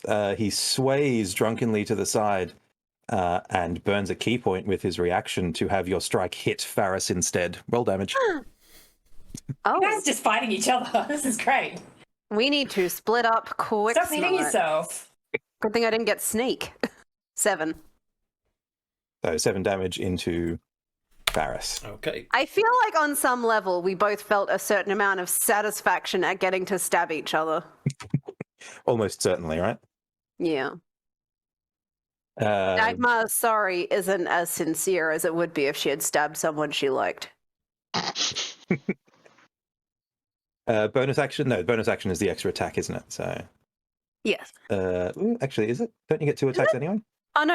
I, 1 attack per action and then bonus two-handed actions, fighting. I have two-handed fighting, yeah. Yep, cool. Easy. So I Anything guess else I in your like- turn? I would love to move, but I would hate to get in an attack of opportunity, so... No, That I seems fair. guess. Elgric has used his reaction to make you hit Faris instead. So Reeve is the only one who would get the attack of opportunity. Reeve is a or- fucking psychopath. Reeve is a fucking psychopath. You are quite correct. Look, Dagmar's gonna move there. Okay. Since there are, like, chairs here and stuff, isn't there? Yes, Yeah. that is entirely fair. Look, she's just moving out of stabbing by fucking Faris distance. If you move that way, Reeve gets the attack of opportunity. Does he? Mm-hmm. Yeah. Well, then I 'cause he's take the it big back. bulky boy. No. Dagmar's staying very still and kind of reassessing why she wanted to help this dickhead free his kid. Cool. Amagrim, you'll go. So, can I squeeze past everyone to get here, or nah? Yes, but Dar will get the opportunity attack. You can move through That's fine. You can move through our space. As long as I don't... Yeah, as long as I don't leave. So if I can get to here? Excuse me, sorry. Can I use my Yeah. full movement? Hang on. Yeah, can I 1, 5, 10, 15, yeah, something like that. 20? I'll stay there. I'll take Basically- the attack of opportunity. You've like sidled in and vaulted over a chair. Yeah. Dar's attacks She of just yelled, opportunity. coming through! And just All right. Dar is going to I'll try and leave hit it to you with a war you! kick. Yeah, 13 will miss, though. it does. I'm She not going to use my swings. reaction to swipe at her. She swings and misses, so it is over to you, your turn. Okay, so I'm going to hit Reeve. Going to go for Reeve with my Morning Star. Go for it. Oh, nearly in at 20. God damn it, 13. 13 will miss. Fine, do it again. 25. 25 will hit. 6 damage. Doesn't look like he feels all of it, but That's fine. takes the hit. I am going to spend one of my superiority dice Ooh. to yell out to Alistair. And I'm going to do as a bonus action, I'm going to forego one of my attacks to do a commander strike. So I can have Alistair hit her again using his reaction. Oh, nice. He hasn't used it. Their reaction, sorry. Wow, what? which Alistair has not. So, Alistair, you get to punch Dar, Oh, okay. Shield of Grund. Well, I'm going to try. If I have to solo this bitch. That is a 28. 28 will hit. Yep, okay, so 1d8 plus 7. And I also add my superiority die to your damage. Oh, Nice. cool. So what do I add roll to your that? damage. So roll your damage, So and then I before add you a tell us D10. what we add. So that's a 14 from me. And a 10, bitch! 24 damage straight Nice. into Dar. Let's go! She was not expecting that. That was a bit of a sucker punch. I wasn't that was expecting a- that. Yeah, Amagrim Amagrim runs just like, hit past her! and just yells out, yeah, hit her! I'll leave it to you! Mhm. Whomp. Interestingly, where you would normally expect armor to dent and disfigure under the weight of your gauntlets, Mhm. no damage. The armor is pristine. Oh, but the Right. person Invisible inside. armor? Dar staggers. Like, Dar is obviously hurt. Don't get it twisted. You have done damage. It's okay. Yeah, okay, all right. She got that invincible armor? God damn. Dagmar, loot that corpse. Oh, yes. Let me make sure that's how that actually works before I give you too much. I am... Sorry, I'm just double actually, checking. That's a lie. It does dent, but there's no dirt. Oh. Oh, it's Never mind. Legolas's armor. It's elf-made, clearly. Extra clean. Armor of gleaming, not armor of undentedness. Ability. Okay. Yeah. Sorry, just double checking. I have so many maneuvers. Used my You do. bonus. That's all my attacks gone. I'll do my action surge. Why not? Yeah. As well, you Sure. Gosh. All right, so I'm going to hit Reeve again with my Morning Star. should. 25. 25 will hit Reeve. 6 damage. 6 damage. Hit him again. Yep. 16. 16 does not penetrate the hairy shield across his back. Horrifying. You get tangled I love in his back hair and are unable to inflict damage. That's gross. That is so gross. I am going to It's nice to feel represented. try and hit him. Try and hit him again. 27. 27 will make it through the hair this time. I'm So going you just to... had a moment of, no, I am going to hit him. I'm going to spend another superiority dice. Mhm. And because I've hit him, I am going to do menacing attack. Ooh. So I roll my superiority dice and add it to the total damage, which Mhm. is... So 10 damage plus another 3, so 13 damage. Quick question. Does superiority damage have a type? No, I think it's just whatever the type of the Yeah, weapon cool. is. It's Is it- pain. It's Yes. pain. Type is painful. Yes. Yeah. Okay, cool. So he takes the hit. And he's also frightened of me until the end of his next turn. Just flat, no saves. He has to make a wisdom saving throw. Wisdom save. Well, he's not Mhm. particularly wise, surprisingly. Who'd have thunk? Oh, He rolls a 5. That's definitely a fail. His DC was 17. Yes. So, So he is scared of frightened you. until the end of my next turn. Wonderful. Amagrim is just going to roar in his face. Disadvantage on ability checks and attack rolls while the source of its fear is within line of sight. Okay, easy. Excellent. Anything else with And your turn? that's me. No, That's you. that's all. Excellent. that's spectacular. I do not know what your class is, but that's cool. The fighter. Fire. Yeah. Good with sword. Just, good at hitting things. That's what they do. Yeah, They're so fun. It's just every time they level up, they just get another fucking attack. basically. Faris, that makes it your go. Okay, I'm going to step around Reeve, Ooh. but stay within melee range, so I'm not triggering an attack of opportunity. Good Then choice. I'm going to Eldritch Blast Ooh. Elgric the Unsteady Mhm. for 21 to hit. 21 will indeed hit. Okay. I can't deflect an Eldritch Blast, can I? I don't think so, no. No, it's a ranged weapon attack, and this is a magic thingy, so that's fine. Easy. So...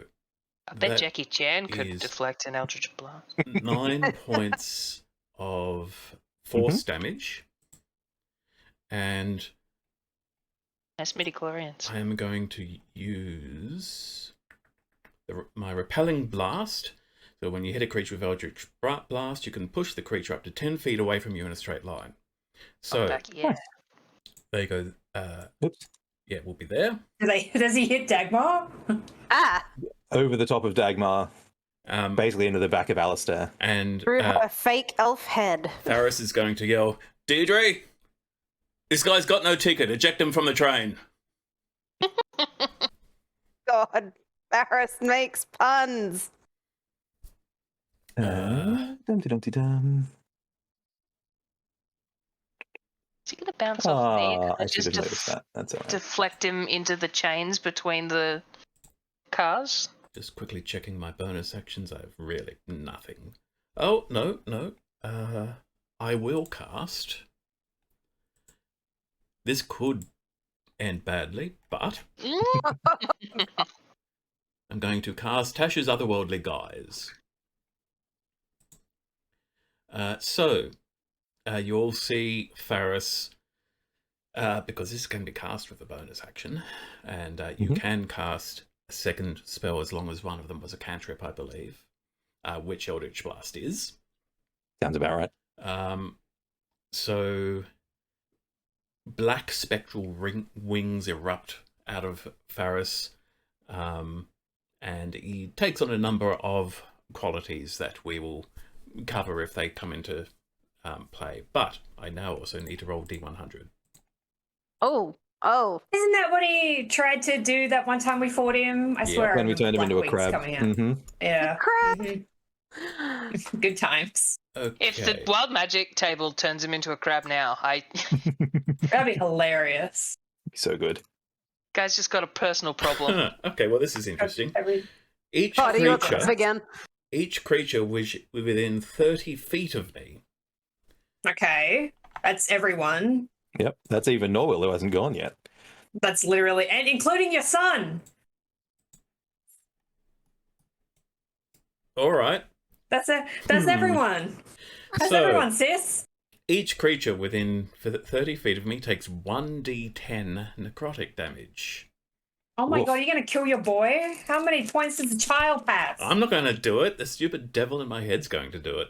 Basically, right? Like, that's the thing. You have tapped into her power, and she gives you a little bit more juice than you were hoping for. So I'm going to roll that d10.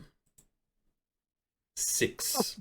So, we all have to roll? Oh! No, we all just take 6 damage. That could kill a kid. I say, yeah, that's a higher than peasant. We don't have a cleric, man. It is higher than cleric. We're a paladin. So, I need to know. Oh. I need to know how many characters are being hit by this, because I regain health. All of the damage. Literally everybody. Like, I measured it. 1, 2, 3, yeah, 4, where are 5, you? 6, 7, 8, 9. So 9, not including you though, right? 1, 2, 3, 4, 5, 6, 7, 8. So it will be 9 because the, That's 30 feet. I just measured it. 30.6. Yeah. Your poor son. Yep. Your Siphoned son, life force from your own child. and the ticket inspecting kobold. Oh no. You killed the kobold, you monster. You son of a bitch. But on the plus side, I'm back to full health. You won't yet save your stinking son. I have so many maneuvers. I could have helped you. So Perfect. I love it. Okay. So to clarify, is my son... I mean, to be honest, Faris isn't actually looking in that direction because he's just attacked the other direction. So Faris probably doesn't understand what's just happened at this point. So we'll leave that for now. yes, because that's a wild magic thing, not a thing that he is used to having this happen. was unexpected. I don't have any but certainly health potions. Xanthia sort of reaches out and puts a little bit more juice into it than you would perhaps normally expect. And it seems a bit weird because isn't she trying to get you killed? What's going on here? And then you feel stronger and better than you have since the fight began. Please tell me that kobold had more than 6 health points. I'm going to cry. Doug, if you kill that kobold, I am leaving the party. We riot. Yeah, I'm not playing this game anymore if he dies. That is entirely fair. The kobold is, we will say he was at the edge of the blast and didn't take the full hit, and so is fine, but hurt. Thank Make you. him run away. Make him run away. He's lost his Please. tail. I was going to say, I was putting him last in the initiative stack because you're all, actual fighters, and he's a ticket inspector. So after Norwil goes, he will scurry off. Yes, to safety. Good. Love him. But speaking of, it is in fact Norwil's turn. Yeah. Get the fuck out. Norwal. Yes. Norwal. Where is he? Where's Norwal? Norwil is over here, Oh, there he is. the back of the train. That's it. So he's going to bounce over and attempt to strike Varys with his dagger. Go for it. I feel like I can also hit him if he does this. Oh, fun. If I use my reaction. Ah, If he's attacking No, that's Varys, he's one of the Varys'. bad guys. So That one. deep. let me just...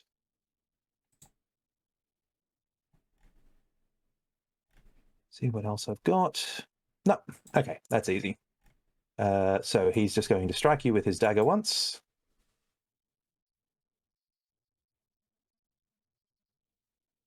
.28 to hit. Yes.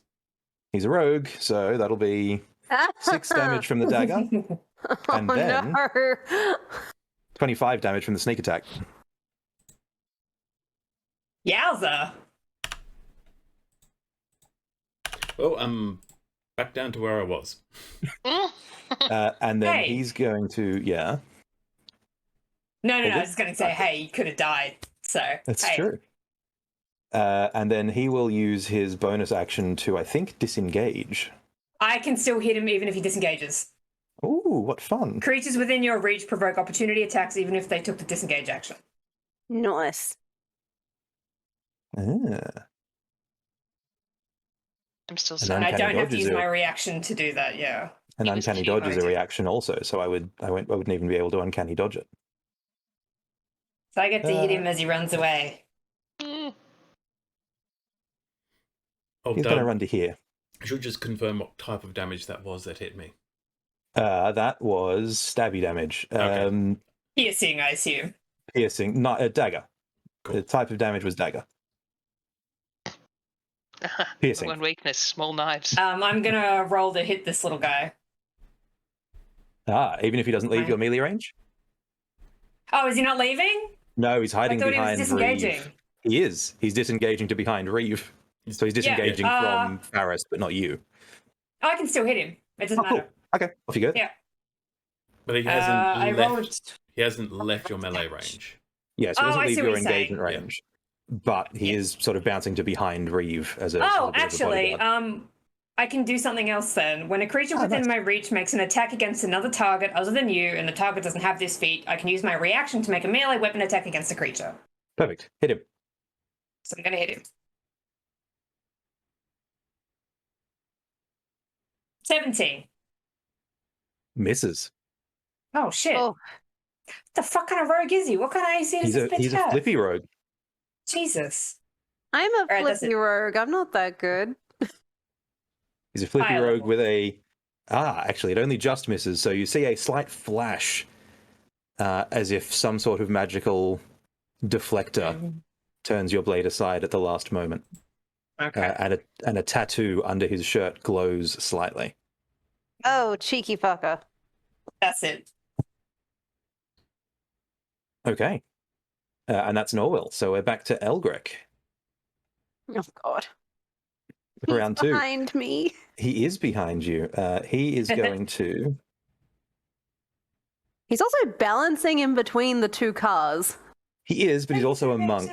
Sure, yeah. He's Um, fine. He's a monk, but he's also pissed as a newt. He is also pissed as a newt, but... That's where his power comes from. It's true. Oh, literally. Indeed.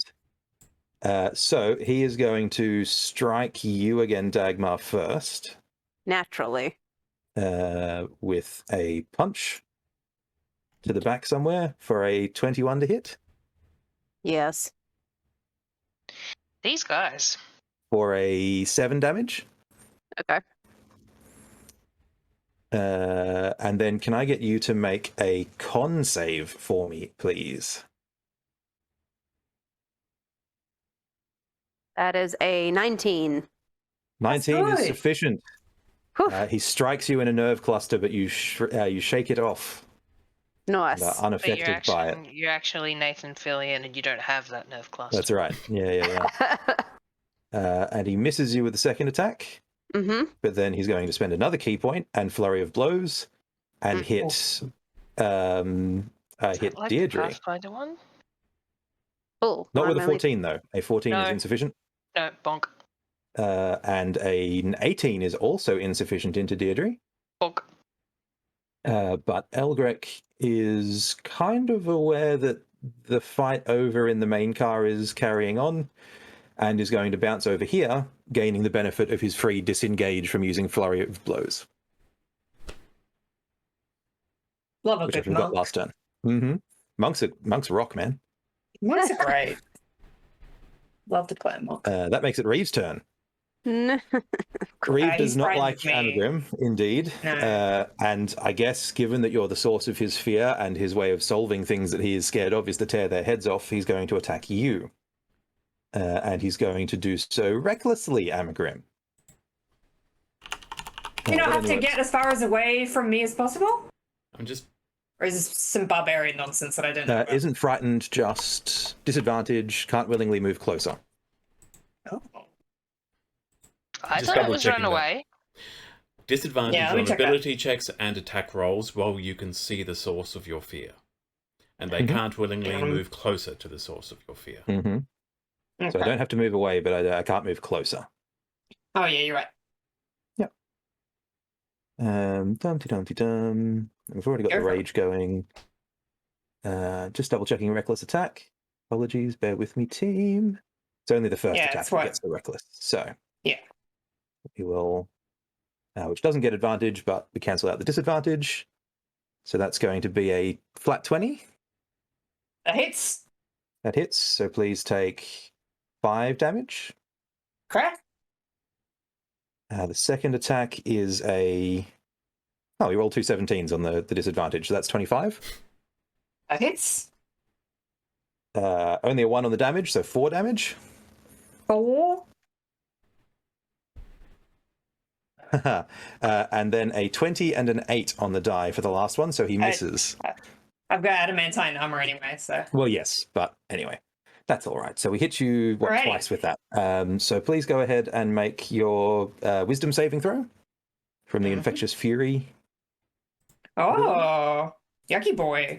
Wisdom Mhm. save? Wisdom save. Ooh, my wisdom save is not good. 13. That is insufficient.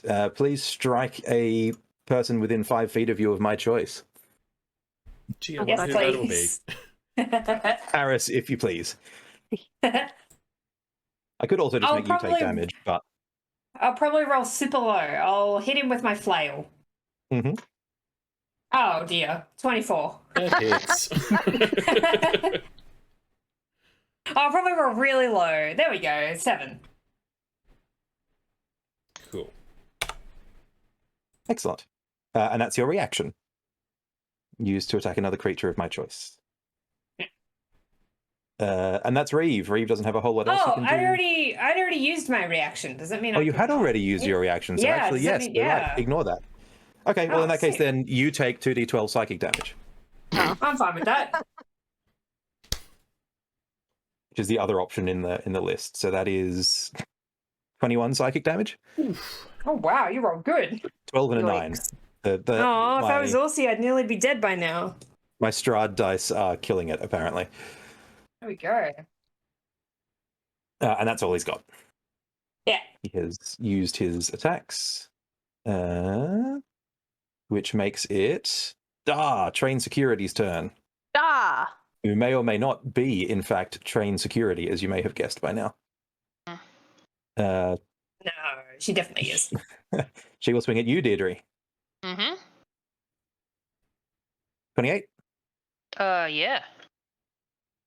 For 11 damage. Alrighty. 23, which is insufficient. Bonk. And 17, which is also insufficient. So one hit. But she will mark you this time. Buy me a drink first. So she will scratch you with her war pick. Basically, what will happen is if you attack anyone that's not her, you do it with disadvantage. I wasn't planning on attacking anyone. I suspected as much, but that is one of her abilities, so I will use it. Okay, all right. Makes it your go, I guess. She doesn't have anything else she can do at the moment, so... Yeah, alrighty. I'm quite enjoying being next to her in an initiative at the very least. Pretty much all of my spells do just go off like a claymore, so I think I'll just punch her again. An excellent choice. Yeah. Let's see how we go. Is 20 hit? Let me quickly check. It does. 20 is exactly her AC. Hey. See, if this was Pathfinder, would have been a failure. Because Pathfinder always picks the most again. Max damage 15. Nice. Bang. Yeah. Another big hit straight into her armor. We are absolutely having a kaiju out. Unfortunately, 14, my second swing, does not hit her. Does not connect, indeed. No. The 14 will miss. But you know what? I'm going to put those temporary hit points on again. I'm just going to keep using them until she's dead. So I'm going to throw another one of those. What a good choice. Put 13 extra hit points on there. Excellent. Dagmar. Yes. Over to you. If I move out of melee range of this boy, I'm going to get attack of opportunity, don't I? Or has he already used his reaction? You're a rogue, right? You can bonus disengage. Has he used his reaction? Oh, but yeah, you can bonus action to disengage. I can bonus action doge, but I would like to bonus action smash a health potion. Ah, I see. I don't know that he Dagmar has health used potions.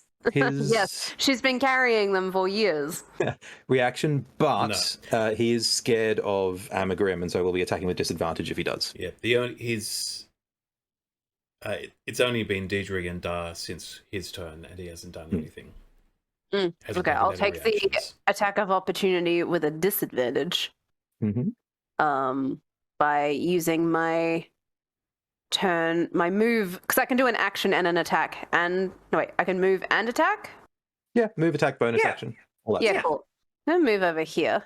Fuck you guys. He misses. Swings wild. Stunning. Dagmar is pulling out her bow because she's sick of this shit. And she is going to aim for Allmate. Question: how's the kid? Yeah, how is the kid? Roll medicine for me. Yeah, Let's find out. What is Dagmar seeing? Would that be her action to roll a medicine check? Passive perception 24, I guess. Doesn't seem particularly healthy. His eyes have rolled back into his head a little. Stunning. Okay, well, she's going to give him a nudge. Remember that, you can sense everything around you. Like, you'll be all right. It's fine. While she's pulling out her bow and firing at Reeve. And currently she just has piercing damage. Okay. That may change later. Good luck getting through his Chewbacca. I suggest fire. That's a 25. 25 will hit. All right. And he is within 5 feet of Varys. He is. So that is a sneaky bonus. Yeah. So that is 10 plus, and I get 7d6s now because we're so Jesus. You're a squad of... Yes, you do. Squad of guard. Oh, move this fucking... Everything is in the way. There we go. So it was 10 plus 23, so 33 damage. 33. Cool. And then Dagmar would like to bomb a health potion. You may absolutely do that. Inventory. Yay, I finally get to use you. I regain 4d4 plus 4 hit points. Okay, 4d4. 4. Oops, no, that's a d6. I can't count. I really can't count. 1, 2, 3, 4. Five Roll. is right out. All right, 12 plus 4. I get 18 hit points back. Excellent. Wait, no, 16? I get 16 hit points back. 16 hit points back. Nice. All right. Amagrim. That's games. So she is going to cast a spell. Ooh. She has innate spellcasting ability as a dark elf. Mm-hmm. She's going to cast darkness in a 15-foot space that I hope you can see on the map. Yep. So cool. It's not gonna bother Alistair, and it's not gonna bother Dagmar and stuff, but it is gonna shroud all these guys in darkness. Good news. Appreciated. Paris can see through that. Mm-hmm. Perfect. So can she.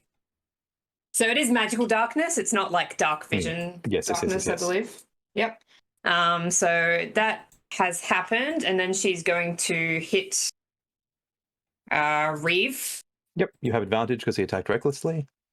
Yes. I also have blind sight fighting, so as long as they're within 10 feet of me, I can still see them even if it's dark. Okay. So I'm just going to get rid of this. Okay, so I have advantage. You do have advantage. Roll with advantage, please.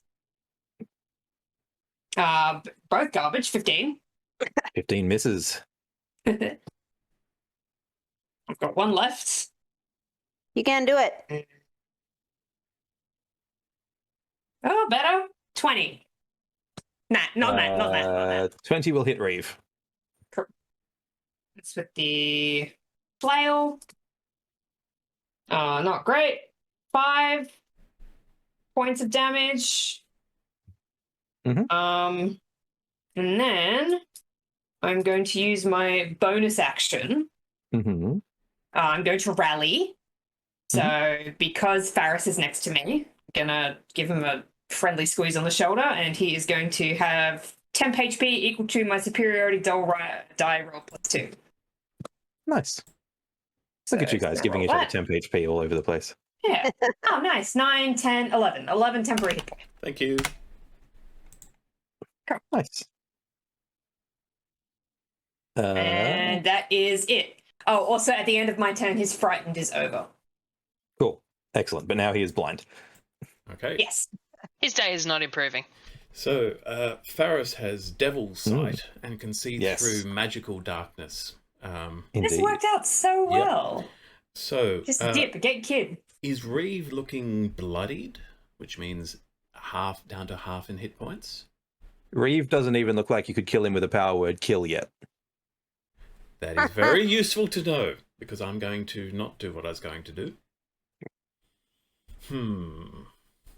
Reeve is still super healthy. I mean, he's the darkness was cover.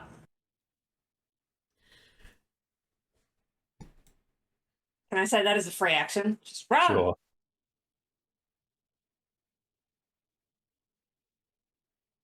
Faris is too angry. Faris is not right. But Faris is not going to power word pain.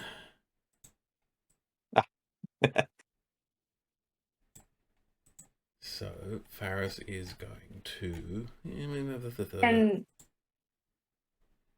Patericus do power word krill? I probably could actually. That'd be hilarious. Does that turn the person into a krill?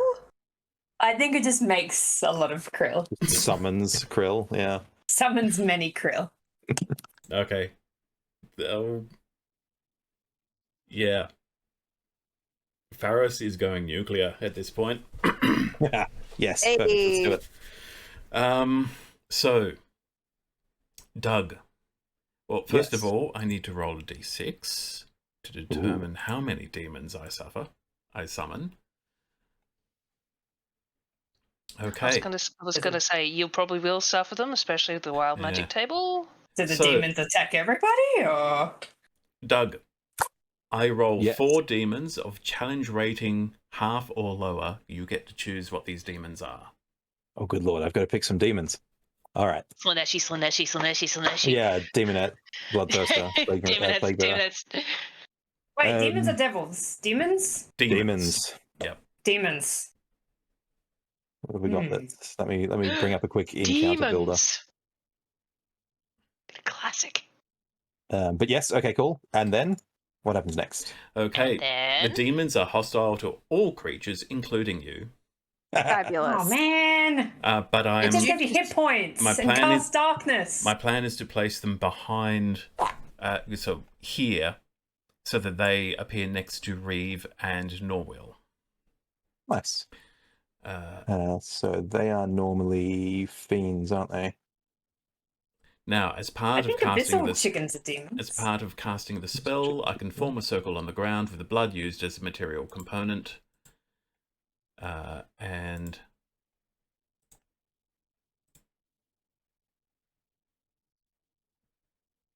yeah, the summoned demons can't cross the circle or harm it. They can't target anyone within. It's large enough to encompass just one person. Oh. I see. Well, let's say a cackler and 3 abyssal chickens show up. Okay. Yay, abyssal chickens! We love abyssal chickens. Oh, my friend Max designed those. So I'm. Are you allowed to say that? Yeah, they've been out for years. Okay, good. They're a You threw one in my Baldur's Gate book. they're a classic. Okay. So I don't have tokens specifically for them, I don't think. I will find them for you since I'm casting this spell. Oh, sorry, I was just going to use boneless. Okay. Oh, I think Boneless. it is my driver, son of a bitch. Boneless, and then 1 cackler, which, nope, bone milk is too big. Oh, a big boy. Sorry, Let's just number bronze roller boneless in. chickens, is that what's going on here? Yeah. No. Boneless Yeah, chickens. basically. So 3 abyssal chickens and a cackler have arrived. Oh, how orb. They go on your turn, I'd imagine. They roll their own initiatives. Oh, good lord. So Look at all this complexity. Let us assume then that they are, instead of rolling for them consistently, they are now tying down Reeve and Norwil. okay, cool. So they are now moving around and engaging them. Amagrim, if you don't move out at the end of your next turn, they'll start sort of piling onto you as well. Okay.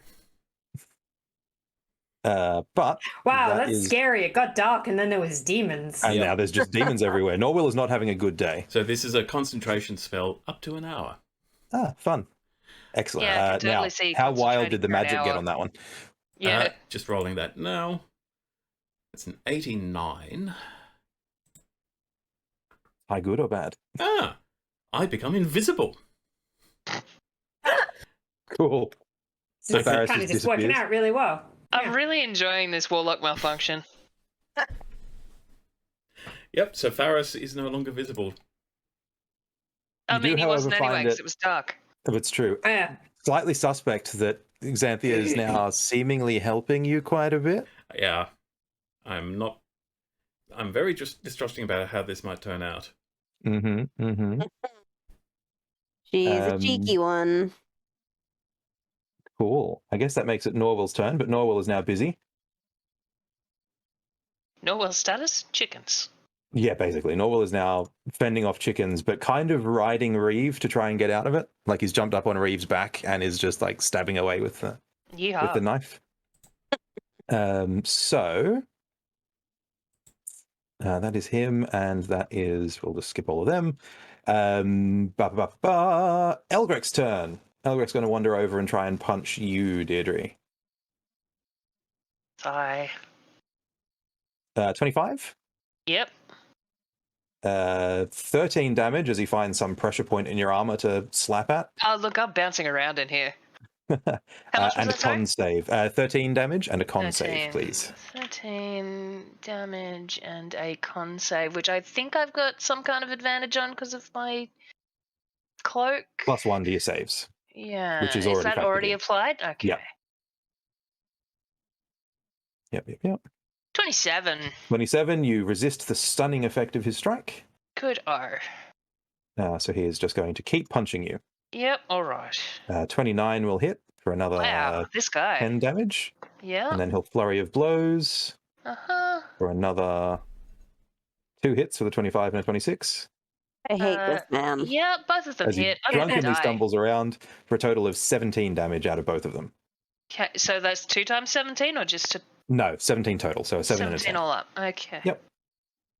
And then the train is actually going to stop as it starts rolling into a station, and Elgrick is going to take advantage of that to sort of stumble backwards ever so slightly out of your melee range. And I with a don't free get attack of disengage. opportunity. Dar is going to punch you. I'm gonna die. Really? I have 39 hit points. Oh. Oh no! Well, that's a 12 total to hit. That is insufficient. Indeed. Bonk. That is a 28 to hit. That will hit. Yeah. And that is a 23. 23 hit? No. Okay, cool. So 8 damage total out of the war pick this time around. Ow. So I have a reaction that I may be able to use. Is it to flee the train? No, but I can, after I've been hit, expend a charge and shove her 15 feet away. Nice. You should definitely do that. I definitely want to do that. Cool. So yes, Dar is repelled 15 feet backwards. Yep. Go away. I suppose I could have used that on Monk Friend, but I want both of them away from me. That's fair.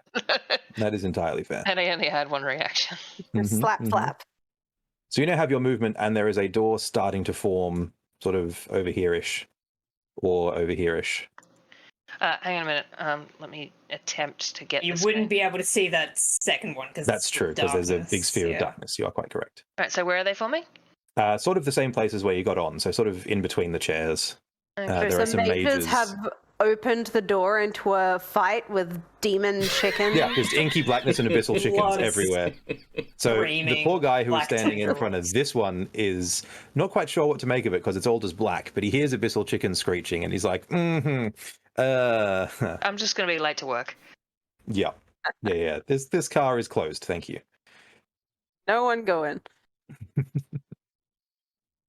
Yes, so that is sort of the situation. Doors are opening and there is space to disembark if you wish.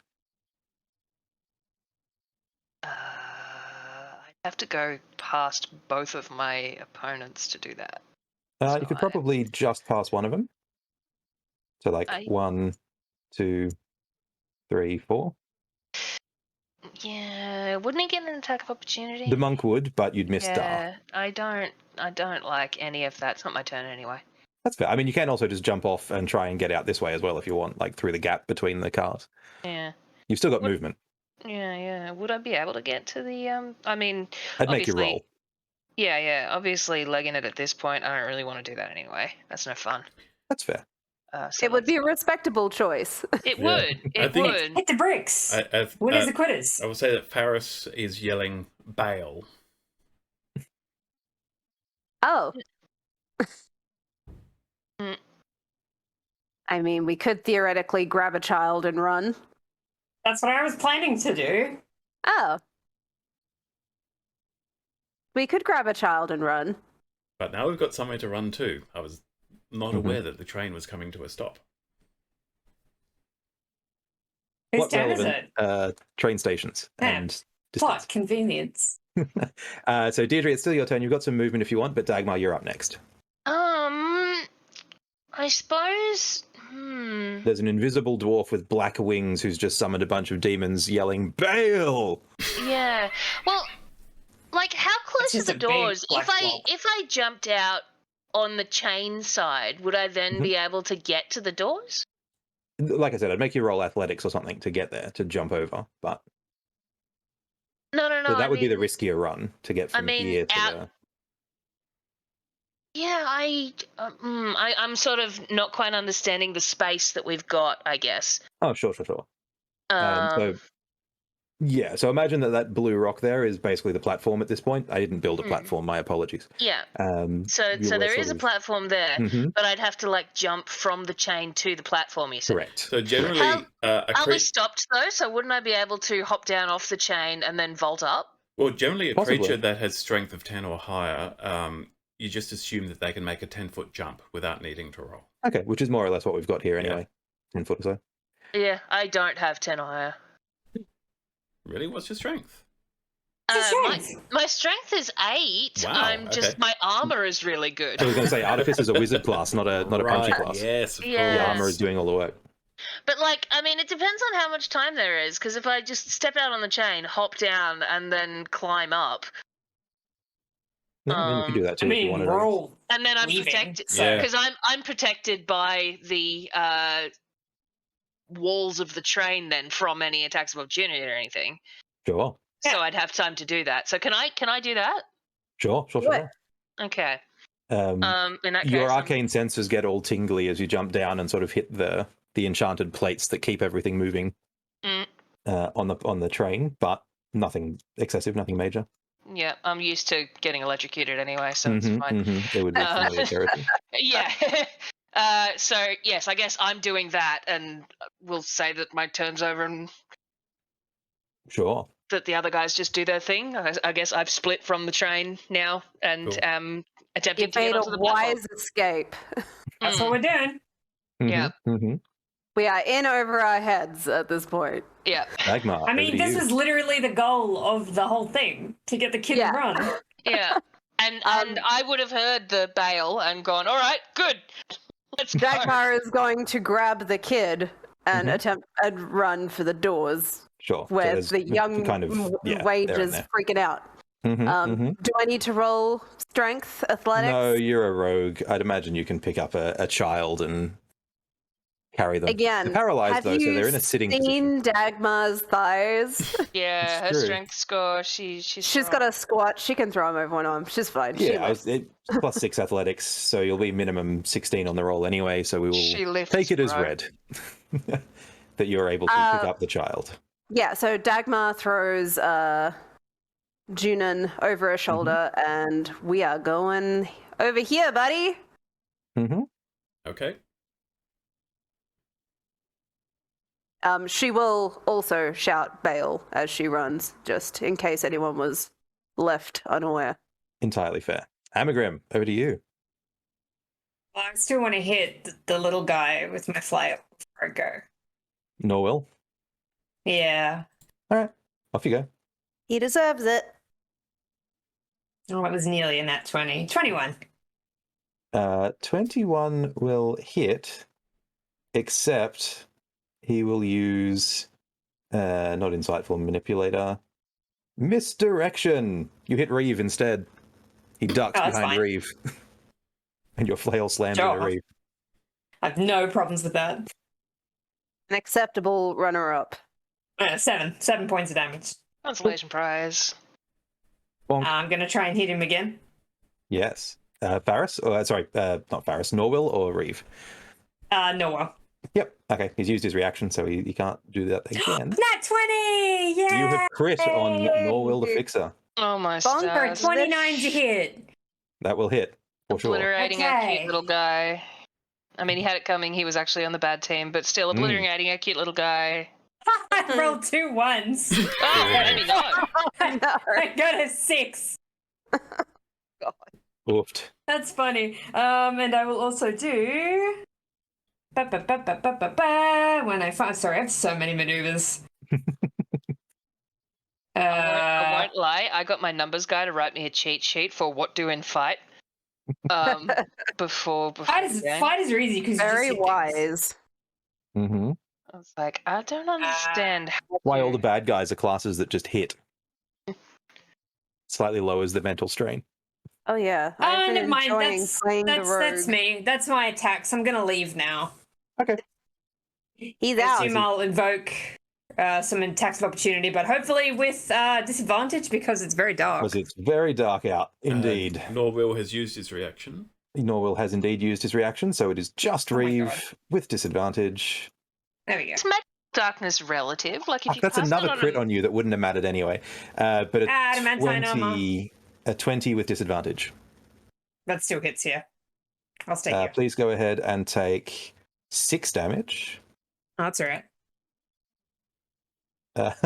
And go ahead and make a wisdom saving throw. Okay. I got a 3, but I have Indomitable, Yes, go ahead. so I can re-roll that. Mm-hmm. My wisdom is +0. I have to take. Oh, I rolled a 4.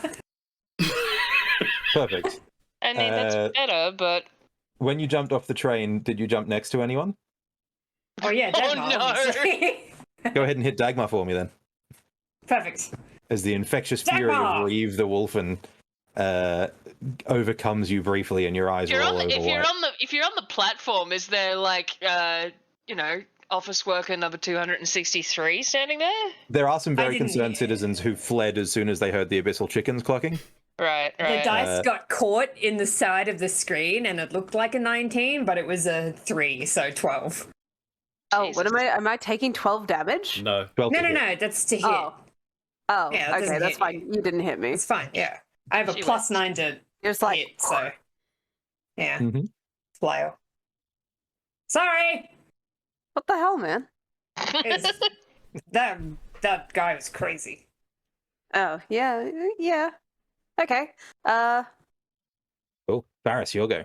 Okay. Faris is. Oh, invisible. sorry, I have to make a concentration check because of my magical darkness. Oh, yes, please do. Uh, It's a con save, right? Oh, I rolled a 9. Concentration. Yeah, but your con's save, plus yeah, 7, shoot. so 15. That would be fine. Because the damage wasn't huge off the opportunity. No, attack. it wasn't. That should be So, yeah, fine. That's fine. Darkness Cool. Yeah, darkness is takes- maintained, and Faris is Let's do invisible that. anyway. So Faris is bolting, being both invisible and in magical darkness. I mean, they could get attacks of opportunity with disadvantage, but They've already used their reactions, though, so Okay. they're all good. And the before- chickens are too busy. Yeah, before he jumps off, he is going to try and see whether a power word pain will affect Norwill. So Are does he have Are the demons? Does Norwill Gone. have 100 hit points or less? He currently has less than 100 hit points. Okay, so there is no save. Is affected by crippling pain. Speed is no faster than 10 feet. Disadvantage on attack rolls, ability checks, saving throws. If it tries to cast a spell, it must first succeed on a Constitution saving throw, or it fails. Nice. Okay. And- Yep. It's gonna get eaten. And then a Yeah. con By save demons. to resist it. Okay. But I also need to roll another D100. You do need to roll another Is this the one D100. that makes Faris explode? That's Quite 50. Are these demons just gonna eat everyone on the train? 50. Probably. Okay. This is a funny one. You'll see what happens. So Faris, power word pain, dramatically leaps out of the car, gets up to his feet, sees Dagmar with the rigid body of Faris's son, and goes to speak, but no sound comes out, just pink bubbles start floating out of his mouth. Oh, and you're no. invisible, so all we see is bubbles? It's just bubbles. So, Right. and- Oh, no, you cast a spell, so That's- invisibility ends. But Okay. no, the Okay. invisibility, anything caused by a wild magic surge, doesn't require concentration. It just lasts for the duration. Cool. Rip. Does anyone else see that? Yeah, bubbles. But that is Sorry for hitting you. that is the end of That's Faris's turn. That's okay. Okay. The train itself is running on a fairly predetermined sort of enchanted loop.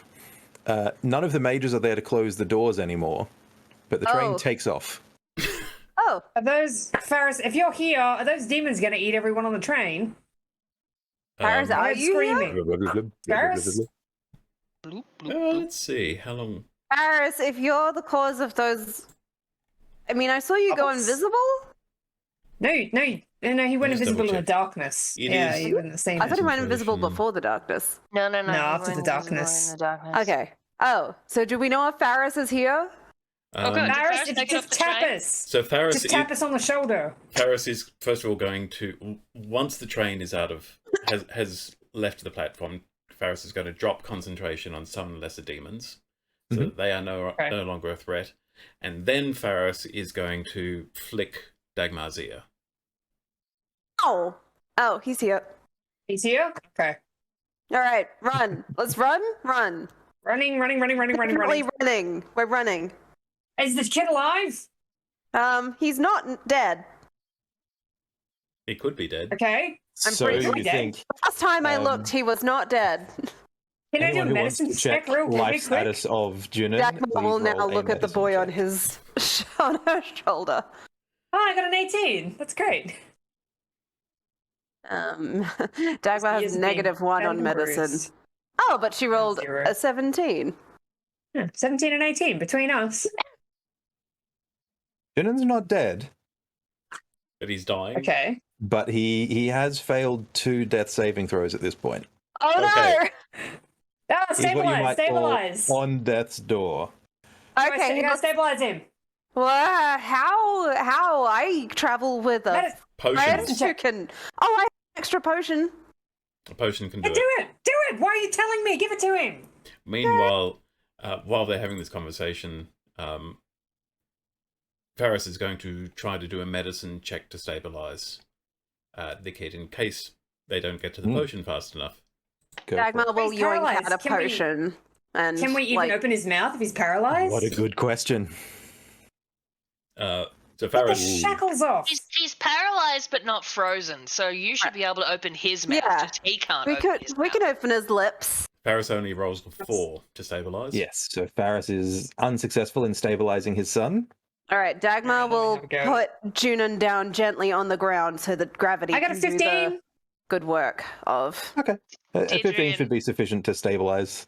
Deirdre and You're able to- Alistair stomp up in the background. Do we still need the potion, or did someone just fix it? I stabilized Amagrim him. I has didn't stabilized save him. him. So he's at Okay. 0 hit points, but is no longer should be making okay, death saving but- throws. Right, okay. Dagmar will pour a potion into his mouth. Do you need me to Maybe we should. roll? Can he swallow? Can he swallow when he's paralyzed? Maybe we should take the shackles off first. I'm pretty sure the D&D rules allow.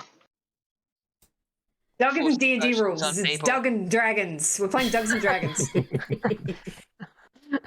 Is incapacitated. You're an artificer, aren't you? Don't you know how to get magic shackles off? Can't take actions or reactions. Drinking a potion is an action.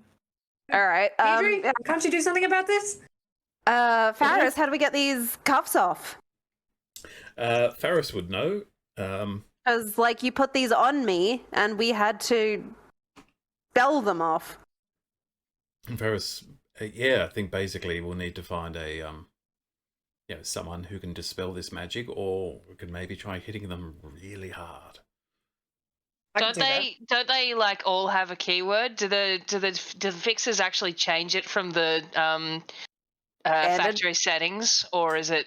Do they all have the same actually, keyword? Faris would know that if someone has the identify spell, they can use that to identify the command word. I'm not a wizard. I'm an artificer. Not playing a wizard is so frustrating. I'm a rogue. I was sure that you were going to be a caster, which is why I felt comfortable No, I making like the punchy making group. a- joke. No, it's a one shot. We gotta hit things. Wizard, fix my problems. I don't know. I can try and break the shackles. Give me a second. Doug, Can I try and break them? Yes, go ahead. Sorry. Zin? I was going to say, can you take a quick look and see if there's anything in my Spell list. well, not spell list, like artificer things that I can do. Because Do you have like tinkerer's tools? I mean, I do. You're basically a magic. Yeah, I mean, you're basically Lots a of magic tools. tinkerer. I've got tinkerer tools, and I'm pretty sure I've got like sick bonuses to anything I try to do with tools. I mean, shatter could work, but that's pretty. dangerous.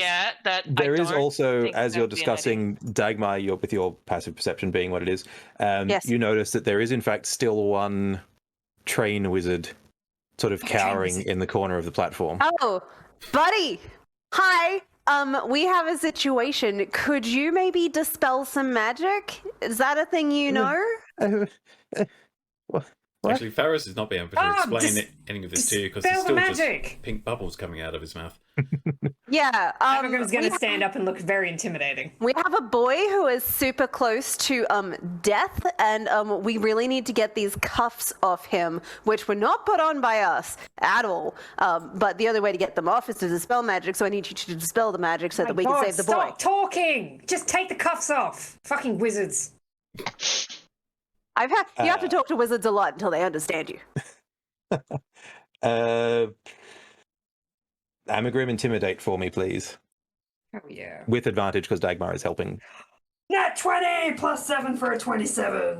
Hey! The wizard has said nothing this entire time, continues to say nothing, but does cast Dispel Magic for you, and the shackles are gone. Nice. Dagmar will just pour potion in his mouth. Love the hand movement. Love it. Wonderful. In that case, then, Junon will snap back to consciousness. Again, much like any peasant who's fed a potion, feeling much better than they normally do. All their ailments are gone, and all those little niggling pains have disappeared. He'll live 10 extra years. Indeed. And Faris is going to say, well, it takes about a minute for the invisibility and to wear off and the speech to come back, and then Faris will say, "Hey kid, you know I promised to show you the sky one day."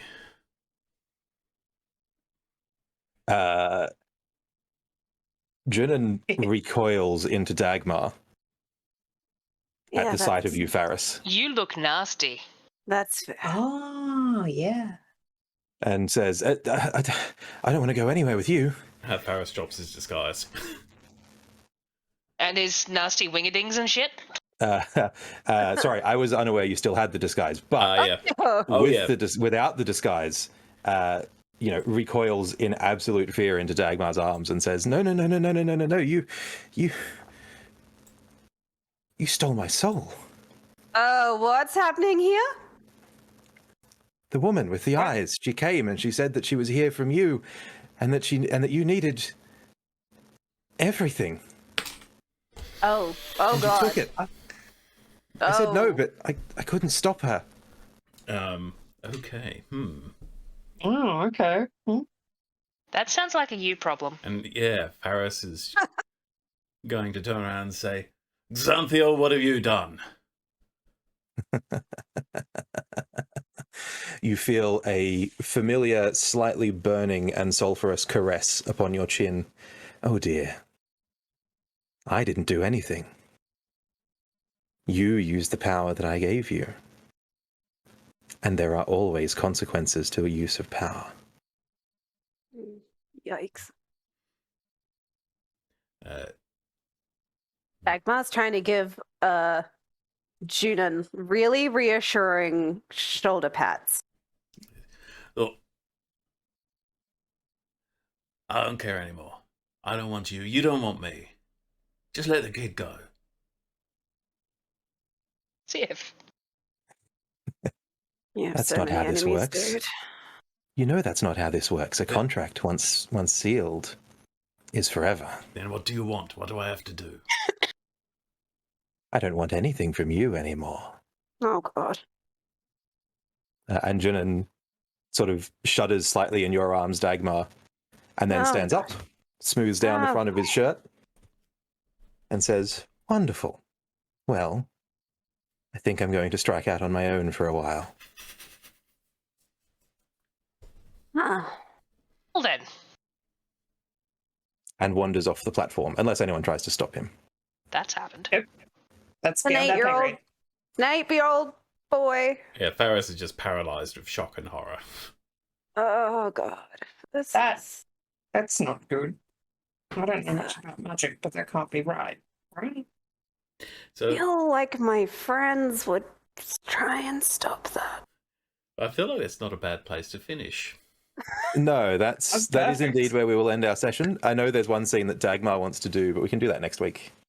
We can also do that in like a montage. That's true. Like that's an addendum while she's in town. Cool. Easy then. Well, thank you, team. Thank you for bearing with me as we ran a little bit over. But lovely to play with you. Always fun to DM for you lovely folk.